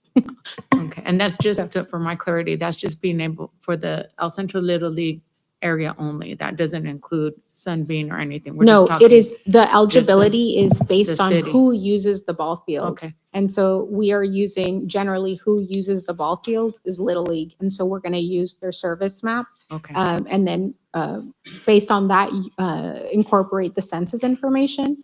And that's how we'll determine eligibility. Okay, thank you. And I do want to say something to Chief Sawyer. I hear your compassion, because I see Powell and how much they do for children. And I really appreciate you coming and saying what you did say, because it does shine a different light, because I do see how much they love their children and they do provide for them. So I just want to put that out there. Thank you. yeah, Chief, I please convey it back to Pal that what you said did not fall on deaf ears, and that we will move forward in the best way of stewarding the resources that we're given to make sure that all folks are afforded an opportunity for success. And that's certainly a commitment that I think is fair enough, legal enough to say. See, she didn't even say anything, so that means She yes. nodded. That's right. She nodded. So I'll go ahead and make the motion that as presented by staff, specifically to approve the recommendations for public facilities and infrastructure to adopt the recommendation for those funds to go towards improvements in Fraser Field, and for the public services to readjust the allocations for Catholic Charities Senior Nutrition Program in the amount of $20,030, for Catholic Charities Homeless Day Center, $11,463, and for Sure Helpline in the amount of $4,000. Excuse me, Mayor, that'll be 11,468. 468, yes, ma'am, 468. So that is the motion. Is there a second? Yes, I'll second. Okay, we have a second by Marroquin. Madam Clerk, please open the roll.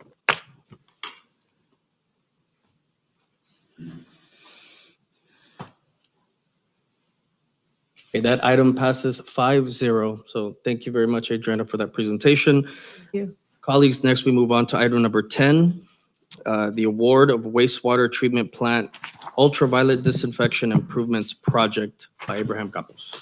Good evening again, Honorable Mayor and council members. The item before you is a budgeted item under enterprise fund for wastewater. The wastewater plant has a series of processes to treat water as it comes in and gets eventually discharged to the central drain, making its way to the Salton Sea. There's two main processes, and the final process, following the main process, is UV disinfection of the water before it enters the drain. And I think Mayor Oliva and Mayor Pro Tem Carter for a tour of the facility about a week ago. This would be at the very tail end of the process for water. UV is a cleaning agent or cleaning light that is given or where water passes through. There's a channel at the very end of the wastewater treatment plant that has these lights in it. Water goes through this channel. The water is exposed to the UV light, kills any remainder bacteria before it enters into the streams of the public waters. The project right now, not only does it include the installation of the water, but it also of the UV light systems, but also the supporting infrastructure such as electrical buildings, communication infrastructure, and so forth. Thus, the price tag of $1,162,300 plus contingency for a total of $1,278,530. The initial scope for this fiscal year is we estimate at $600,000, which is within the current fiscal year budget. And the additional $678,530 would come up from the next fiscal year, budget. With this, I really do want to thank our finance, Liz and Miguel and Andy for really being there for us to help us and finding the funding sources, working with us when we come in asking for money and for the projections that they've been able to produce, which we didn't have before. So very much thankful to our finance department. And so with that, we did open bids on January 9th, 2025. We had 5 bids. The low bidder is Pacific Hydrotech Corporation, as I mentioned, at $1,162,300. So with that, I'm looking for approval of awarding a resolution to execute a contract with Pacific Hydrotech Corporation. Any questions? I'd be happy to respond. This UV light treatment is something new. It's not something you're replacing. It's a replacement. The What current is a system replacement? is It's hard to hear. correct. So if you imagine a water channel, Yeah, the I understand. structure itself will remain. All the equipment will be gutted out and replaced. The existing system has reached its end of life, is no longer supported. Should we not replace it and it fails, we cannot fix it because the manufacturer won't stop manufacturing and maintaining the system, would be out of compliance with the state and face hefty fines. And this money is in the reserve account for the water sewer? It's in no, it's not in the reserve because it's already budgeted in the main budget. It is budgeted. It is budgeted. That's what I want to know. Correct. It is. So it's funded by the, And wastewater enterprise fund. So it's Yeah. funded by the ratepayers or on the water bill Yes. under the wastewater fee. Great, thank you.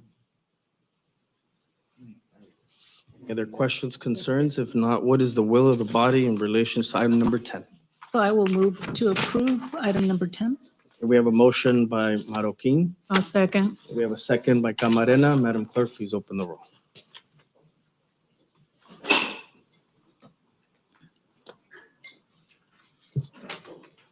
Item number 10 passes 5-0. Thank you. Thank you very much. All right, we're almost there, colleagues. It's two very important updates that I think will solidify a lot of what we were asking in one of the previous meetings, or previous items. So if I can ask Adriana Nava to come on up, and at this time, department reports, feel free to go ahead and open up on Gomez Park project update, and then right after that, we'll entertain the Eddie White Complex Fraser Field Park improvements update.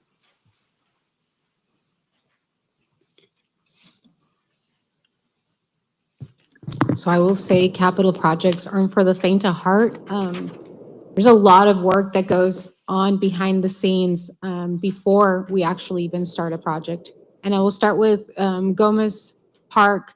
It's a $5.7 million project. So we originally started working on a grant application October 2020, and then in January 2021 was the ending of the public outreach, and that was just the public outreach component. Then we bring the item before council, and so the item then gets approved by council for us to submit to the state. So that was January 2021. The grant application was due in March 2021. So in between us submitting to doing the public outreach, then we get a visit from the state rep. We think they do at the state level, they do, they probably weed out as many applications. This one, this grant that we received, there were 468 project applications that were submitted to the state, $2.42 billion in requests. And we were one of the 112 projects selected. And I don't say that so that, we can be braggadocious, but I say that because of the amount of effort it takes to complete the grant process. And so once we get awarded, you can see the letter, December 8, 2021 is when we get awarded. Then they still have to go back and issue a grant agreement to you. So once you get your grant agreement, then it goes back to legal, and legal reviews the grant agreement, and then we get signatures, and then we bring it back to council. And so these are the steps just to get the grant process going. So once we receive the process, the grant funds, then we go through the other process. We have to publicly bid out any project that we get. On this one, we took an alternative route. Usually we do the design first, and then we bid it again once it goes out to construct. In this one, we said one contractor working with a team of other contractors will work on building this project. And so for this one, a good chunk of the time was spent on making sure that our questionnaire, we had to go through 2 rounds of questionnaires. The first one was to pre-select, and then once we do that, we have 2 teams that were eligible. So once we did that, our bids due were back June 29, and the bid was awarded to 3 Peaks December 2024. Once the award is bidded, once it's awarded, then we go back to our city clerk, and they go through the insurance process to make sure that everything they said they had, they actually do. And so we get the letter from them, and then they issue a notice to proceed, and that's when they can start the work. And so after they do that, then they have about 12 months to design a project like this one. And so for us, this project, when you go to a site that has been historically used as a retention basin / park space, there is a lot of research that has to go on, because anytime there is a significant storm event, then that park has to continue to be used as a drainage facility as well. And so there's a lot of going back and forth with engineering, reviewing old plans, reviewing the infrastructure all around it. And so that has taken quite a bit of time. And so now we're at 90% design plans for this, which for us, when I started working on capital projects, I was like, why does this take so long? But the more you do it, the better that we've also gotten at it. And this is also a way for us to reduce costs. So a lot of times we have a designer complete a project, and then when it goes out to bid, the bid comes out astronomically high, because when we were planning on this, we say add this, add this, add this, and then it goes out to bid, and wow, it's a lot of money. So this time around, we went with this alternative project to make sure it was maximum bid amount. And so that has allowed us so far to stay within budget. So you can see the design here. It will have a soccer component. It'll have a walking path. This one actually will even have a vehicle charging stations, level 2. The designer of it says they're now a code requirement for parks as well. It's going to have the amphitheater, the multi-sport courts, and then the various playground facilities. And I have a couple of pictures of some of the signage. This is just to show some of the grading the grading plans. These are just preliminary plans, but we're pretty close on these. And then the restroom concessions, what that's going to look like. And then consistent with all our public outreach, we said this one would be superheroes theme. And so you can see the different play elements. I know we also added another facility, a merry-go-round for people who are on wheelchairs. So it'll be flat to the ground. And that one will allow people to go on a merry-go-round, but also on a wheelchair. And then this is the exercise stations, and these are for teens and adults. And then this is the children's playground, 5 to 12.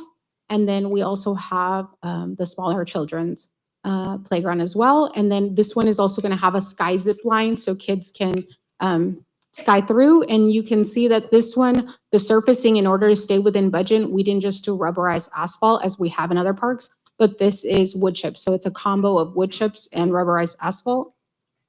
And that's pretty much all I have for this project. We're very, very hopeful it's going to go to a building permit review in March, and then hopefully start construction April, May. The contractor is a contractor that's building Buena Vista Park as well. So this is, they're familiar with our area, and they're using probably a lot of our local subs as well. So any questions on that? I know that was a lot, but. Where's your, what happened to the water retention basin? It's still there.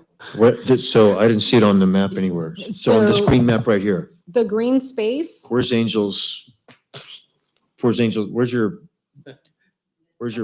pointer? this green space, I think actually. It's all around the edge. Is that a special pointer that only? I know. It does. Where is it? Oh, there it Oh, is. there you go. See Okay. that? So the green space will continue to function as a retention basin. And so this is at a greater, higher elevation. Oh, so that's not a plain field. That's It water is. retention. It It is is a a plain plain field field. and water retention. Yes. I got it. Yes, Okay, it thank you. will be functional for both. Got The it. other thing that's a design consideration is you don't want your basin to be too deep, because then it will be a challenge to grow grass. So they are grading it at a very fine slope so that you won't even notice a difference. It will hold the same amount of water. There's also a pump station. Oh, where is it? Oh, wrong one. So there's also a little station here that they're working on as well. And that is included as part of the park project. There's some improvements that will be done as part of this to ensure that it continues to function the way it needs to for heavy storm events. Can you also, with your pointer, just mark out where the fire station number 2 is so everybody knows? It is over here. It's not quite on the map. Isn't it down on the, that's closer to Dogwood. You're on Dogwood, aren't you? Yes, and that's where but the down- fire station is right next to it. It is, the fire station is, the park is right behind the fire station. Well, it's actually south of the park, right? East. It's east.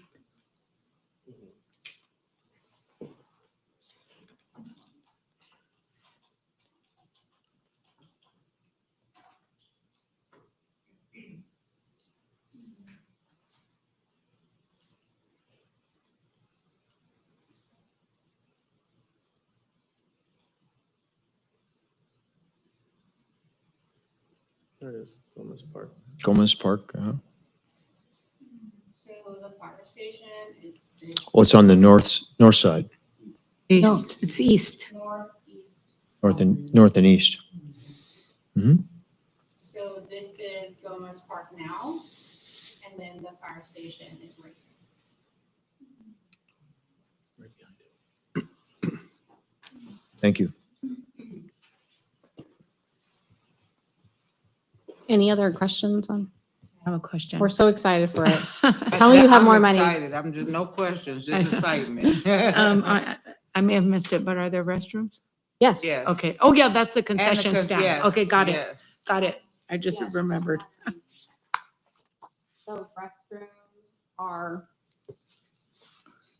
in first. Oh, it went to the next one, so you can see. Yeah, I remember right now which one. There Yes. it is. So Okay. it's a mixture. It's the same concept that we have at McGee. A portion of it, because it allows you to economize a little bit, because they also have a snack bar. So once you have your plumbing, it facilitates things. So it'll be, you can see the compartments in there, a Right. storage area, because we really want to do outdoor recreation as part of this, where we have program activities for the neighborhood. And so we wanted storage just for that, so we Right. can have little play amenities there. Oh, And thank then restrooms. Thank you. Any other questions? Seeing no other questions, that was an informational item, so we go ahead and. Thank you for the update, Yes, Adriana. thank you. No, Appreciate it. thank you. And I know it's such a long process for it. One of our greatest helpers was Lisette, and I hope she's not going to be completed with high school before she sees this. She was in our video. I've invited her Yes. multiple times, and I hope she's doing good.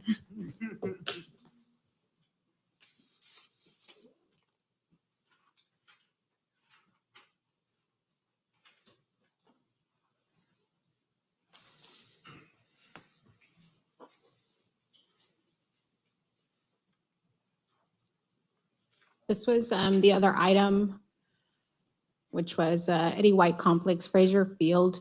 Project location, just in case to familiarize, you can see the area that's highlighted is the school property, and you can see the portion the city owns, which is just immediately east and abuts 6th Street, and then the two schools, west and south. So the funding amount that we have through Measure P was $385,000.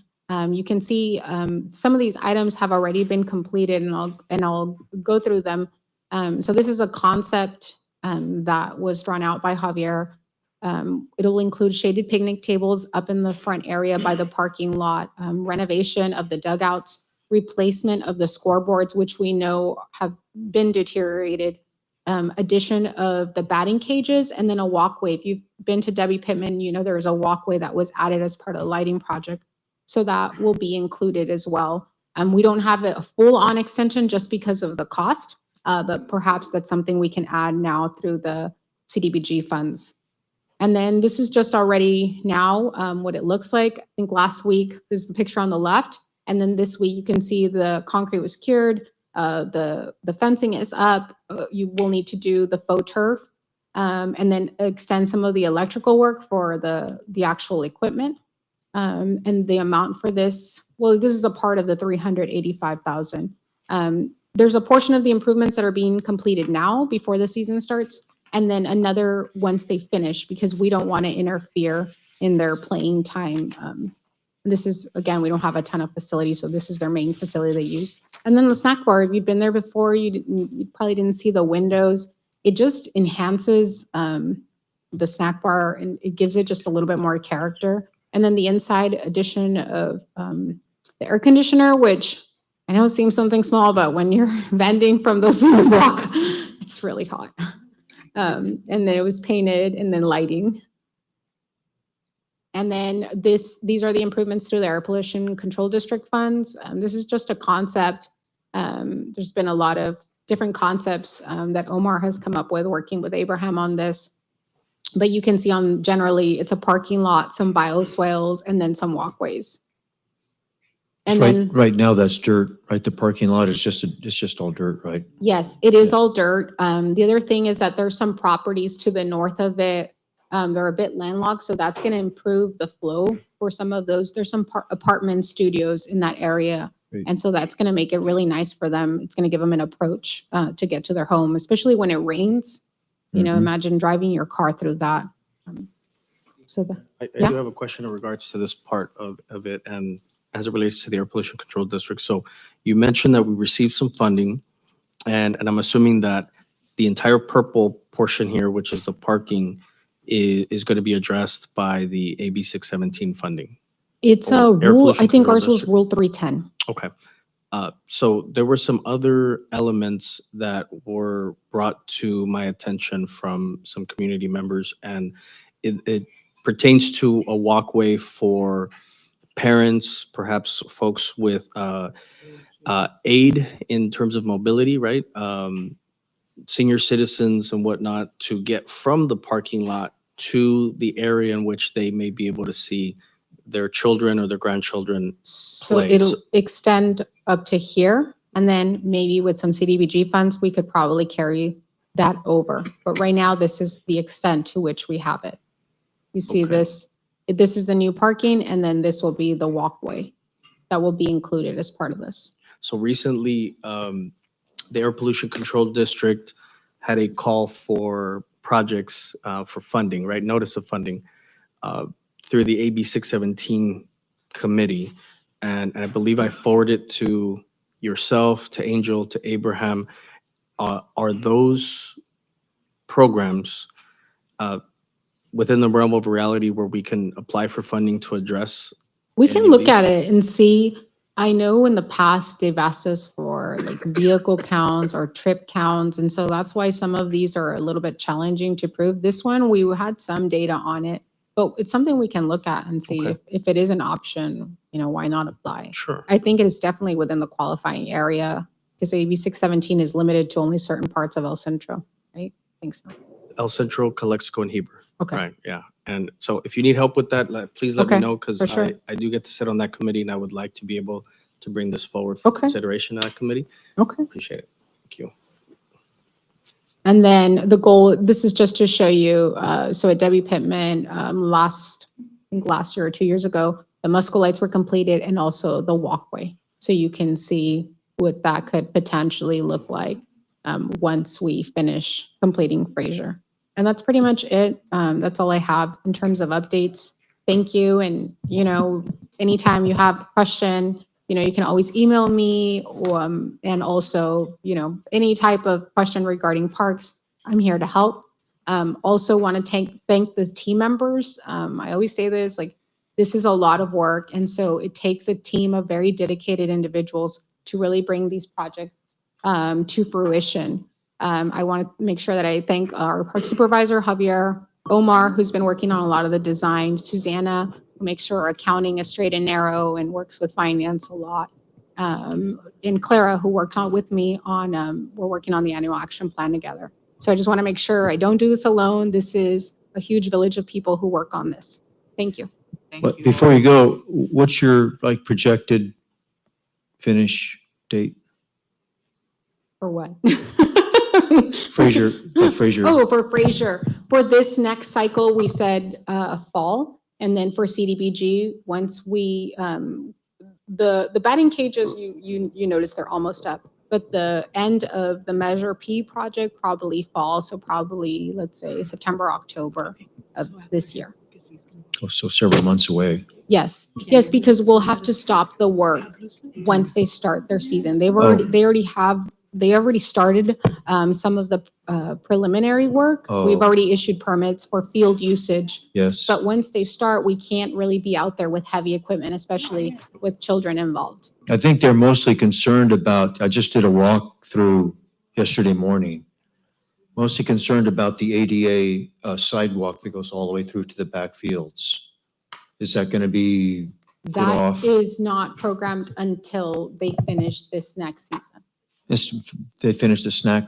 This season, which is, the season, sorry. they usually end their, depends on how far they go Yes. at the state level. It's They like- usually finish July, August. Yes. And so that portion won't be completed until they finish. Oh, Which obviously we would have liked to start it sooner, but we also have been working on other projects as well. Adriana, is there a way that maybe that walkway could be expedited like the batting cages were? Because I know Mayor Pro Tem Carter and I did a walkthrough about 2 weeks ago. And it was nothing, and we were shocked to see how fast that batting Yes, we can cage. try it. Look, I already feel, so our staff works really hard, and I want to make sure there's not that many. Yeah, you are short. And so it is, I can try, let me see, but also depends on our contractor availability. So we do bid out most of these. This has been a smaller project, but we can definitely check and see, okay? But I'd rather. We walked right there, and it would be so hard to push a wheelchair or Yes. even somebody who has any type of handicap issues. Or you a know. walker. Yeah, or even a Yes. walker. It's impossible. Yeah. And I understand My a lot of the- understanding is that they delayed the season for Oh. the work. So I don't, I can there's some follow members up. here. Yeah, the board members. You guys, I mean, when are you gonna start officially, do you think? And when is like a lot of traffic and foot traffic and all the kids and parents gonna show up? Thank you for coming, Alex. Good evening, everybody. My name's Alex Camarena. This is Julian. We're the vice presidents for Central Little League. We want to say thank you guys for taking the time to walk with us and see what we needed. Thank you guys for everything you've done. We really appreciate it. We're real thankful for the batting cages. It looks beautiful, looks nice. It's something beyond what we even wanted, like expected. We seen it, we're like, wow, this is pretty cool, and like I mentioned right now, it was put up pretty fast, and so the list of the budget that we seen that was put up on the screen, if like our priority would be that sidewalk, because we have an older crowd and an older set of a crowd that comes in, and last season and even during our winter camp that we had, parents had a difficult time getting back to the field, and like you guys said, when you walk through it, you're sinking in. I mean, imagine pushing somebody on a wheelchair, and that would be a priority for us to get that done. I mean, I know you guys have an agenda and everything, but if we could ask if that could get pushed to the front, that would be awesome. Tell us about your schedule when you're starting and when people start showing up and all, and how could you work with that? So we already have teams made. They're practicing already. Mhm. We already, as a board, we voted, if needed, we will push back our season to start later, as long as our teams are able to have 12 games to compete in the All-Stars. So that's something that a board already agreed on, that if there's anything that can be done to get the that concrete walkway done, we could push things back to do that. And our second thing would being getting those fields in playing condition, because right now they're not in playing condition. So they're a big improvements on the field, but they're just not in playing condition, especially the two backfields. Today, we had a walkthrough with the school board, a superintendent, board of trustee, one of the board members, the head maintenance, and they gave us a contract of who's in charge of what. And they told us basically that they're only in charge of the outfield, that the city was in charge of the maintenance in the backfield. So if we could get that done as well, clear up the base path, the playing field for the little kids, and also the One Step Forward program, that'll be great. If you don't mind delaying, we already delayed Maybe, our fall season. We completely canceled fall ball for these exact improvements. Stuart told us we're gonna start in August. So we canceled the whole season. So yes, the batting cages have gone up quickly, but it'd be nice to get that in there. Because no one practices throughout the day. Our earliest practices start around 5, 6 in the afternoon and the evening. So So during the day. It's open. It's open. Yeah. It's not being used as, And our games start late, March, Mhm. late March. So maybe you could get a card from Adriana or something and just coordinate maybe a time or if Adriana, I don't know. We what- have their information. We issue athletic field permits to them, so we have their information.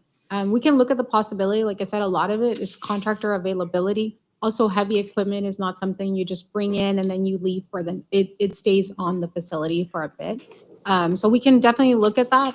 Let me tomorrow. It's something we can focus on and see if we could make that happen. But I just want to make sure that I'm realistic and don't overcommit to something I may Mhm. not be able to deliver.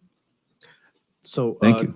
gentlemen, I do remember, and I just want to remind that when we went out and walked, I mentioned how there's 4 categories. There's the short-term, long-term, right? And then there's what's within budget and what's outside of the budget, meaning that what can be finalized before your season starts, and what, if we started tomorrow, would not be finished in line with your season. And so it would be identified through staff that would need to begin once your season is over, and that would be fully ready for your next season, right? So it's a question of timing. And I know that staff is kind of looking at everything that can be delivered on time versus some things that just wouldn't, and it would interrupt your season. So I'm confident staff has gotten the direction of determining of all the lists, what can and cannot be delivered by March, and what will begin once your season is over. And I think also with the allocation of CDBG, that again furthers some of those completions. And so I certainly understand that there's a lot of the things that we want done now, and I would just continue to ask for your patience, knowing that you have seen the continued commitment and investment in Fraser, and that I am confident that staff knows how to prioritize what we can deliver and at what time. Thank you very much. Appreciate it. Thank Appreciate it. you. So I do have a public comment. Alex, I don't mean to dismiss. Did you have, I know that you had indicated to staff that you wanted to enter public comment. Was what you said, do you want to count that as your? Yeah, public that was comment? it. That was Okay, it. cool. That was it. All right, sounds good. All right. Perfect. Thank you. Appreciate it. So we have also Linda Valenzuela that wants to speak on this item.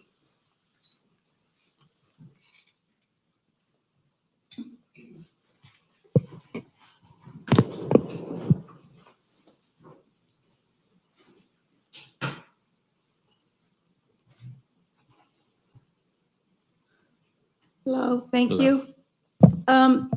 I just wanted to make a comment on David Gomez.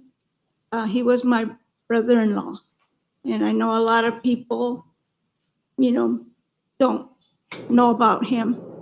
And, it happened in 1976, the tragedy of his passing. And I'm very happy to see what's going on at Gomez Park, because it's time for him to be, honored in a special way, because he gave his life for another, and he's more than deserving, I just, I'm very, very happy about this. And I know my sister is too. When he passed, he left behind 2 toddlers. And so it was a real big tragedy for the family.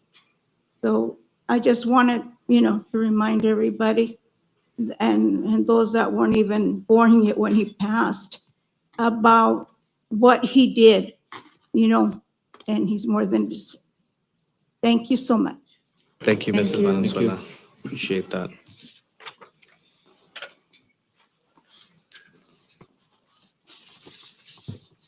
Sorry, I do want to just add, the art components will include a tribute to his life and what he did for our community. We're also relocating the monument to be more at the forefront of the park facility. I removed the PowerPoint, but I do want you to know that we do want to emphasize that more. We think it's very important. We've met many of the family members, and as staff, I want you to know that me personally committed to making sure that we bring this project to reality, and that we care about the family as well because course. we've done the research, we've met with them, Mhm. and we want to make sure to honor his legacy.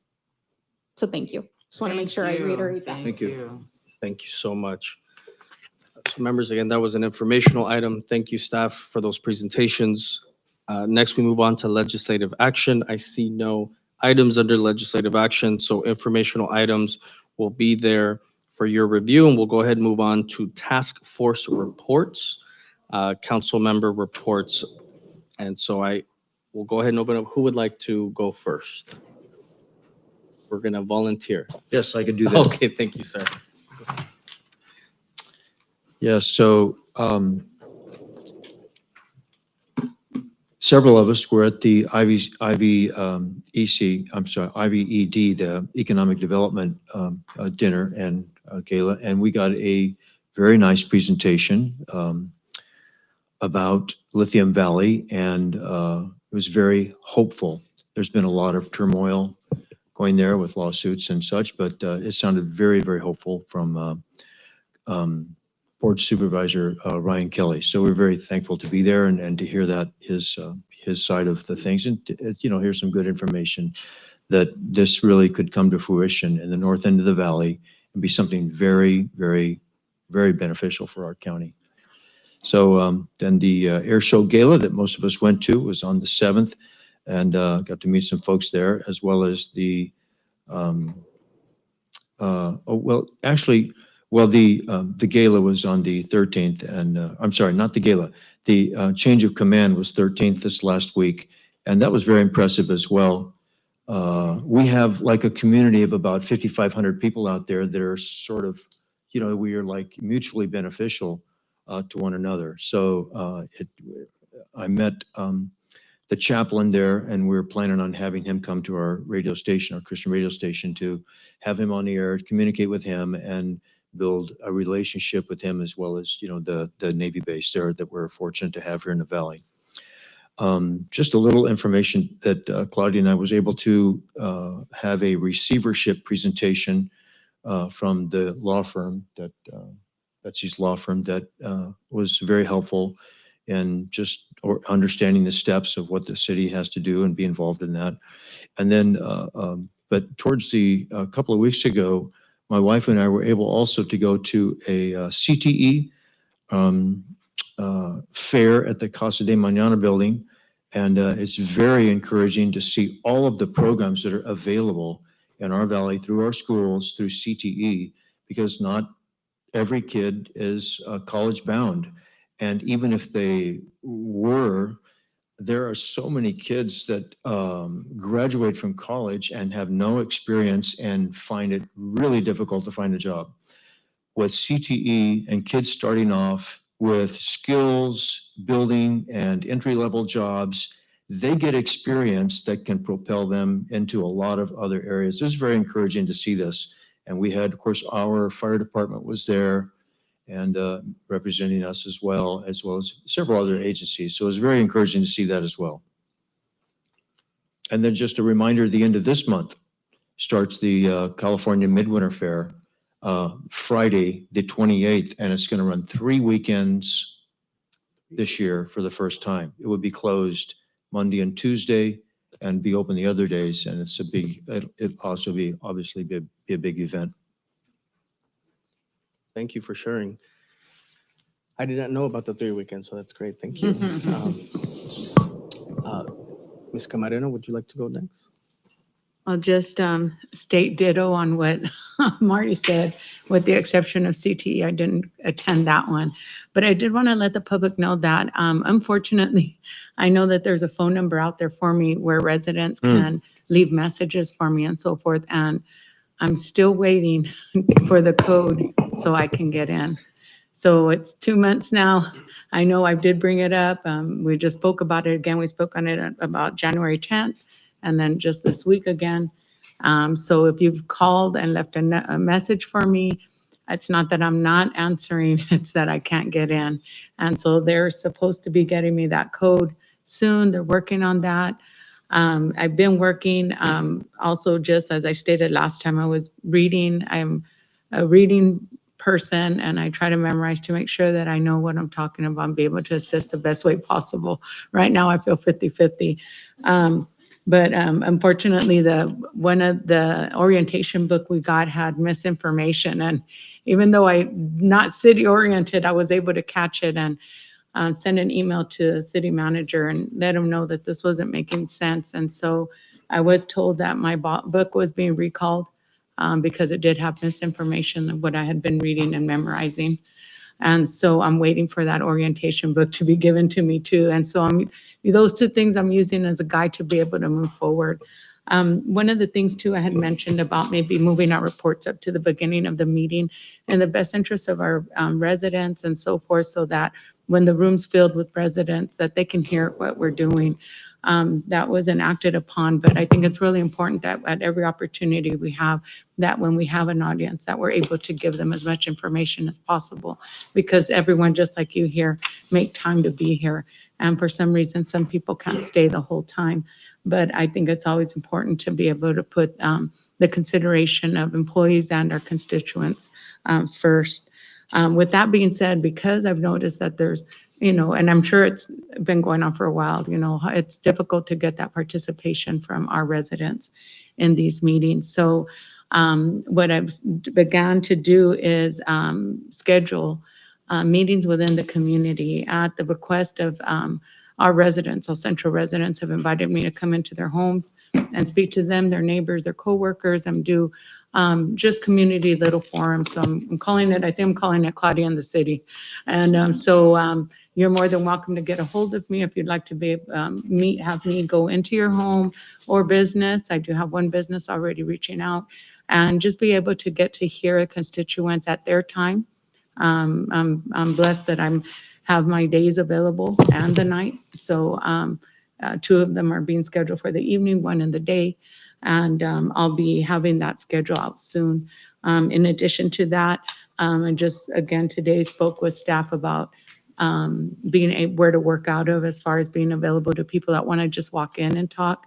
And that schedule will be coming out by their next meeting as well. I'll be in the, I believe it's going to be conference room A, that I'll be there working. My desire obviously is to be able to be a voice for those that don't have one, to make improvements. You guys are awesome at what you do, really leaning on your knowledge and your experience to help me and the others that have such good ideas and needs as far as employees and as far as residents, to be able to move forward and make El Centro better.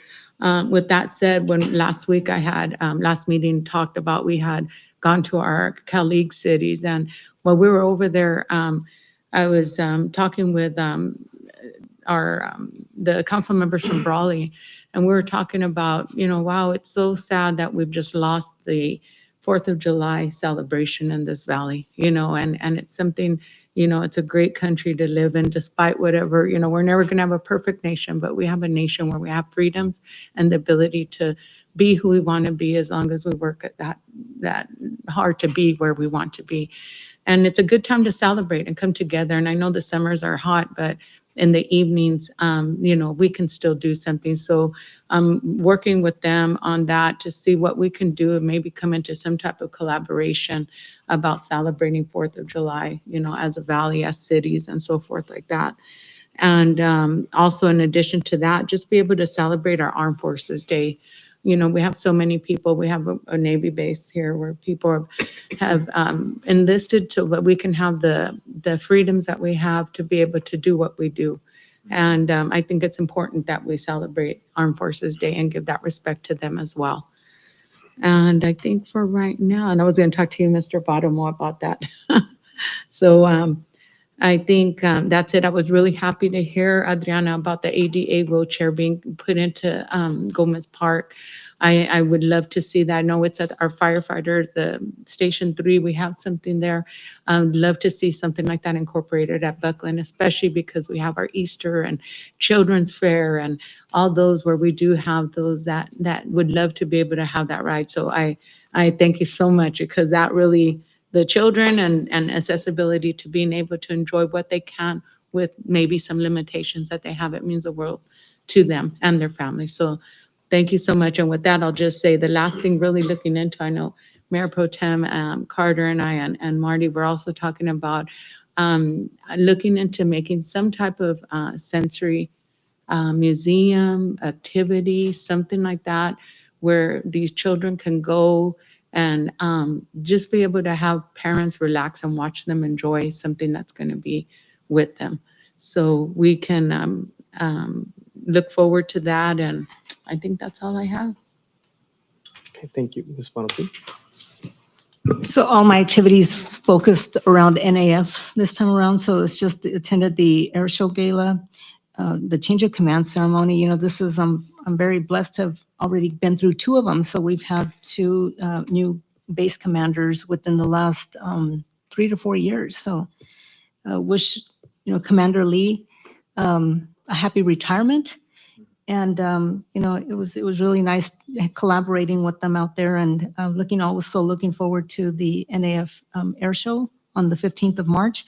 And we also attended the Navy League dinner, which is something that we don't usually get to attend because it always falls on the same day as council meeting. But this time they had it on one of the alternate weeks. So very fortunate to have been able to attend.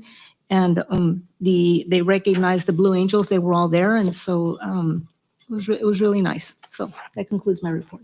All right, thank you, Ms. Marroquin. Mayor Pro Tem. Just piggybacking a lot of the different activities. The air show gala was wonderful. The IVEDC, that was wonderful. And as Abraham mentioned, we toured with him.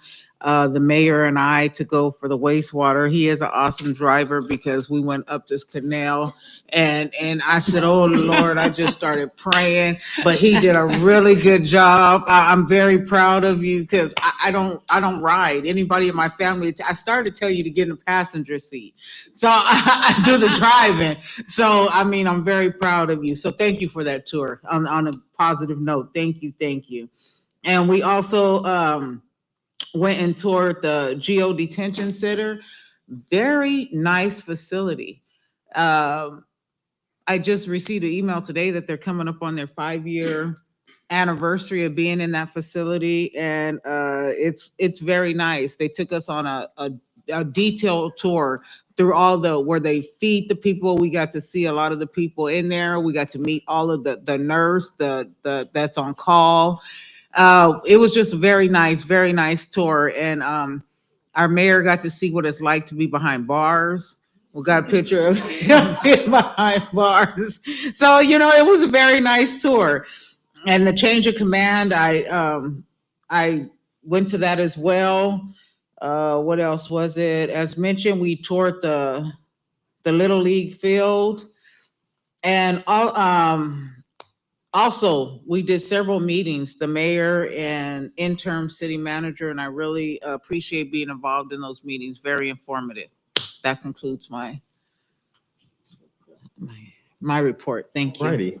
Well, colleagues, I'll go ahead and round it up here. As you may remember, last time we met, I forewent my report because of time, and I'd like for you all to please indulge me in just allowing me to capture some of those things. I promise I'll be brief, but in that last report, I did want to mention that I was in Sacramento to be the vice chair of the Environmental Quality Committee for Cal Cities, where we discussed several policies. But I think the biggest highlight that I would let you all know is that a supermajority of the representatives of various cities throughout the state indicated that in their jurisdictions, they have all introduced a tax measure within their city equivalent to our Measure P, which what we were trying to indicate was to say that our current funding structure to fund all of the requirements that a city is given from the legislature are not necessarily funded, and that our dependence on sales tax, which in then of itself means that we are dependent on a healthy economy with low inflation, is very rare.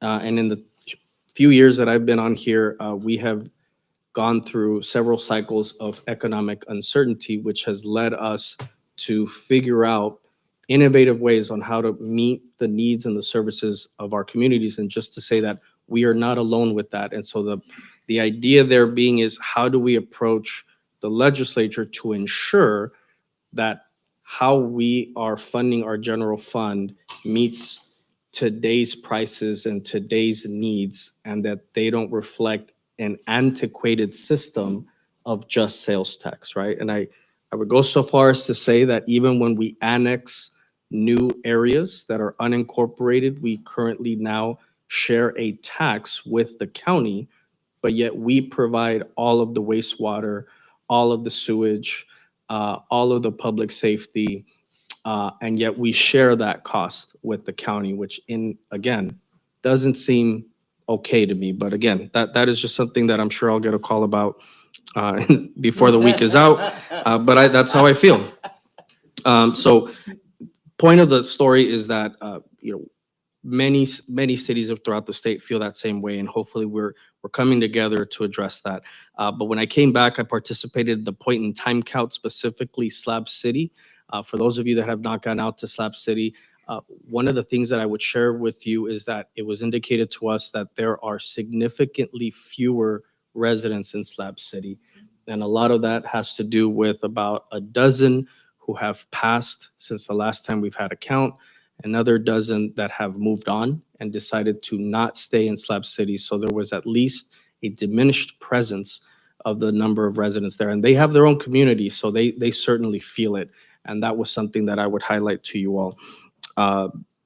Another meeting that I attended was the Teamsters membership meeting, specifically because Teamsters represents the nurses that work at our hospital, and they wanted an update onto the negotiations related to the hospital. So I met with them twice in one day, one ending the night shift and one ending the day shift in the evening, so that the nurses were aware, generally speaking, of what the intent of what this city and what ECRMC is behind merging and being acquired with the Imperial Valley Healthcare District. A few days after, I met with Senator Steve Padilla in Chula Vista to also give him a general update about the hospital and to talk about some of our legislative hopes for this upcoming legislative cycle, some talks about the budget and legislation. And then I rushed back the next day to meet with CRNR. And CRNR wanted to give me an update regarding their services and some updates on some of their projects. But I bring that up because internally, we wanted to make sure, this council wanted to make sure that should you have a concern about CRNR and should you want to leave some feedback, certainly Abraham Campos, our Public Works Director and City Engineer, has a phone number that the residents can call, and that number is area code 760-337-4560. That's 337-4560. And he indicates that to please ask for Frank Pacheco to leave that feedback back. Now, I've had some residents reach out to me via Facebook Messenger. That's fine. I don't really mind to tell me that they have had some concerns, and certainly I have passed that along to CRNR, but I wanted to take this opportunity to provide that number, 337-4560. So thank you, Abraham, for that. I was fortunate enough to rush over to Coachella to attend a ribbon cutting for the LEAP Institute. It's a green Raitero project. So what they're doing is the LEAP Institute is a program that provides services tailored to farm workers and low incomes. So one of their lead board members is the mayor of Huron.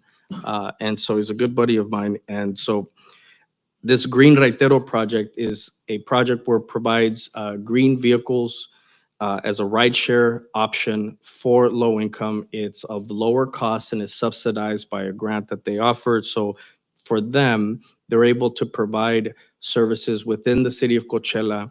And he is going to be coming out early next month to meet with Calexico that I'm going to help him build on, but then also meet with me because I mentioned to him that there is a need for service between Calexico and El Centro for rideshare, and this would be a green service. He mentioned that should anybody need a ride to their doctor's office, that it would be free because they have an agreement with Medi-Cal, and so they would get reimbursed from Medi-Cal. And so it seems promising. And so certainly would like to meet with him to see how, if anything, that may find a home here in Imperial County. So I just wanted to mention that. We continue to have and host hospital negotiation meetings with myself and Councilmember Marroquin. We also had a budget meeting that coincided with that hospital negotiation. As mentioned, I did tour the El Centro Geo facility. I will say this is the first time that I was afforded an opportunity to tour. I mentioned to them that I came with a set of eyes that was really interested in looking at certain things because in a previous life and previous responsibility, I have received complaints from family members about their family members being inmates and detainees there, and they were concerned about it. And so I was never afforded a tour in a different authority that I had. And so I was glad that I was afforded this time, but I wanted to be very upfront with them and be upfront with the community and my colleagues that should you hear of anything, any community member that is mindful of their family member that's being detained there. And if there's any concerns, Mayor Pro Tem and I were able to very clearly state that we wanted to establish a line of communication, and we have established that. We have folks that we can call now should any members of the community want to express concern or gratitude in relations to that. I say that because it is a private for-profit organization that oversees it, and I generally have reservations as it relates to private for-profit facilities that are in the business of detention. They don't have the greatest of reputations nationwide, but that's not to say that here locally, there are some exceptions to that rule. And I've so far been able to have toured both prisons, MTC in Calexico and now Geo. And certainly like MTC is an exception to that rule. And so I hope to be able to say the same thing about Geo as we continue this relationship with them. Lastly, ICTC. ICTC met last month. There was a reorganization, and so Robert Amparano from the city of Imperial is now the president of ICTC. Corinne Eugenio from IID is the vice chair of ICTC, and we are scheduled to meet again next Wednesday. So with that, I'll next move on to mayor's mentions. Want to go ahead and thank you, staff, Mario, for this. I wanted to make sure that we invite you all, residents of El Centro, to the Mardi Gras Parade and Street Fair that is going to be held on February 22nd from 5 p.m. to 9 p.m. The Mardi Gras Parade will feature King Edward Singh and Queen Martha Cardenas Singh. It will also end with a street fair in front of the Superior Courthouse that will be filled with food, vendors, and live music. I hope you all are able to fit into your schedules, have a little bit of fun, bring the children out, so that way friends, neighbors, community members can start creating some memories together. Next, we have, obviously we mentioned Mayor Pro Tem requested that all of us remember and acknowledge that February is Black History Month. And so there is a Black History Month video that we would like to share. Our communications department created this video to promote Black History Month section at the El Centro Library. It is now in our social medias, and I believe it has a special guest. So if we could go ahead and have that played.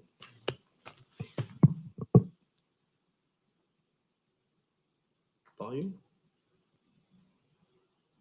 She looks familiar. Volume.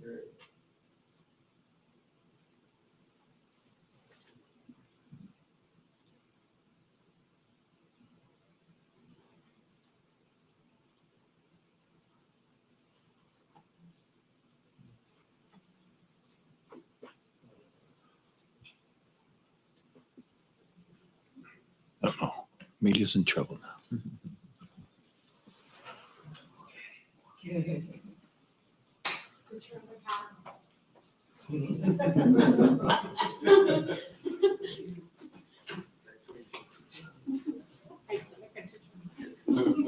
While we wait, I do want to thank Emilio and Mario for making this happen. This video is very nice, and thank you.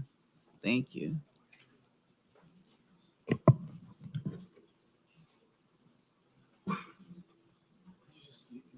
Memorized all your lines. By You didn't- diving into the rich history. There you go.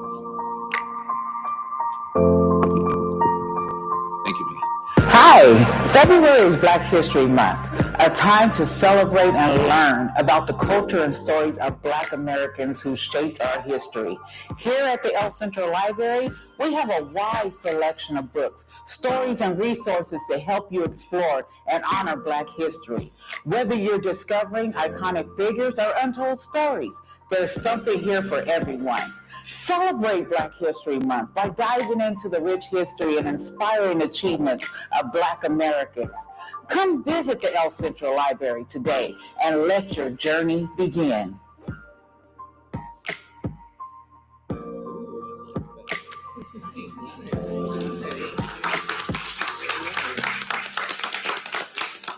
Great job, Mayor Pro Tem. That was nice. All right, so colleagues, thank you for entertaining. Great job, Mayor Pro Tem. That was an awesome video. So that will conclude my mentions. Pass it on over to the city manager. This should only take about 30 minutes. I'm kidding. I'm kidding. So I've attended pretty much everything that you guys have mentioned as well. One of the things that we are working on with IT is just to improve our systems here. So just day-to-day operations. Both Mario and Amelia have gathered information on the number of followers that we have to our social media. So we'll forward that as well to all of you so you can get an idea of how many individuals that we have out there following us. So, and I'm glad you mentioned on the phone issue, Teledata is actually, you'll probably be speaking to them tomorrow, right, Mr. Felix? They'll be speaking to them tomorrow, and then they'll provide the training for us, and then in turn, we'll just provide the training as well, how to get into the phones as well. So we'll just continue with that. Alrighty, so I believe that brings us to the end of our agenda. Seeing no other business before this body, it is 8:33, and we are adjourned.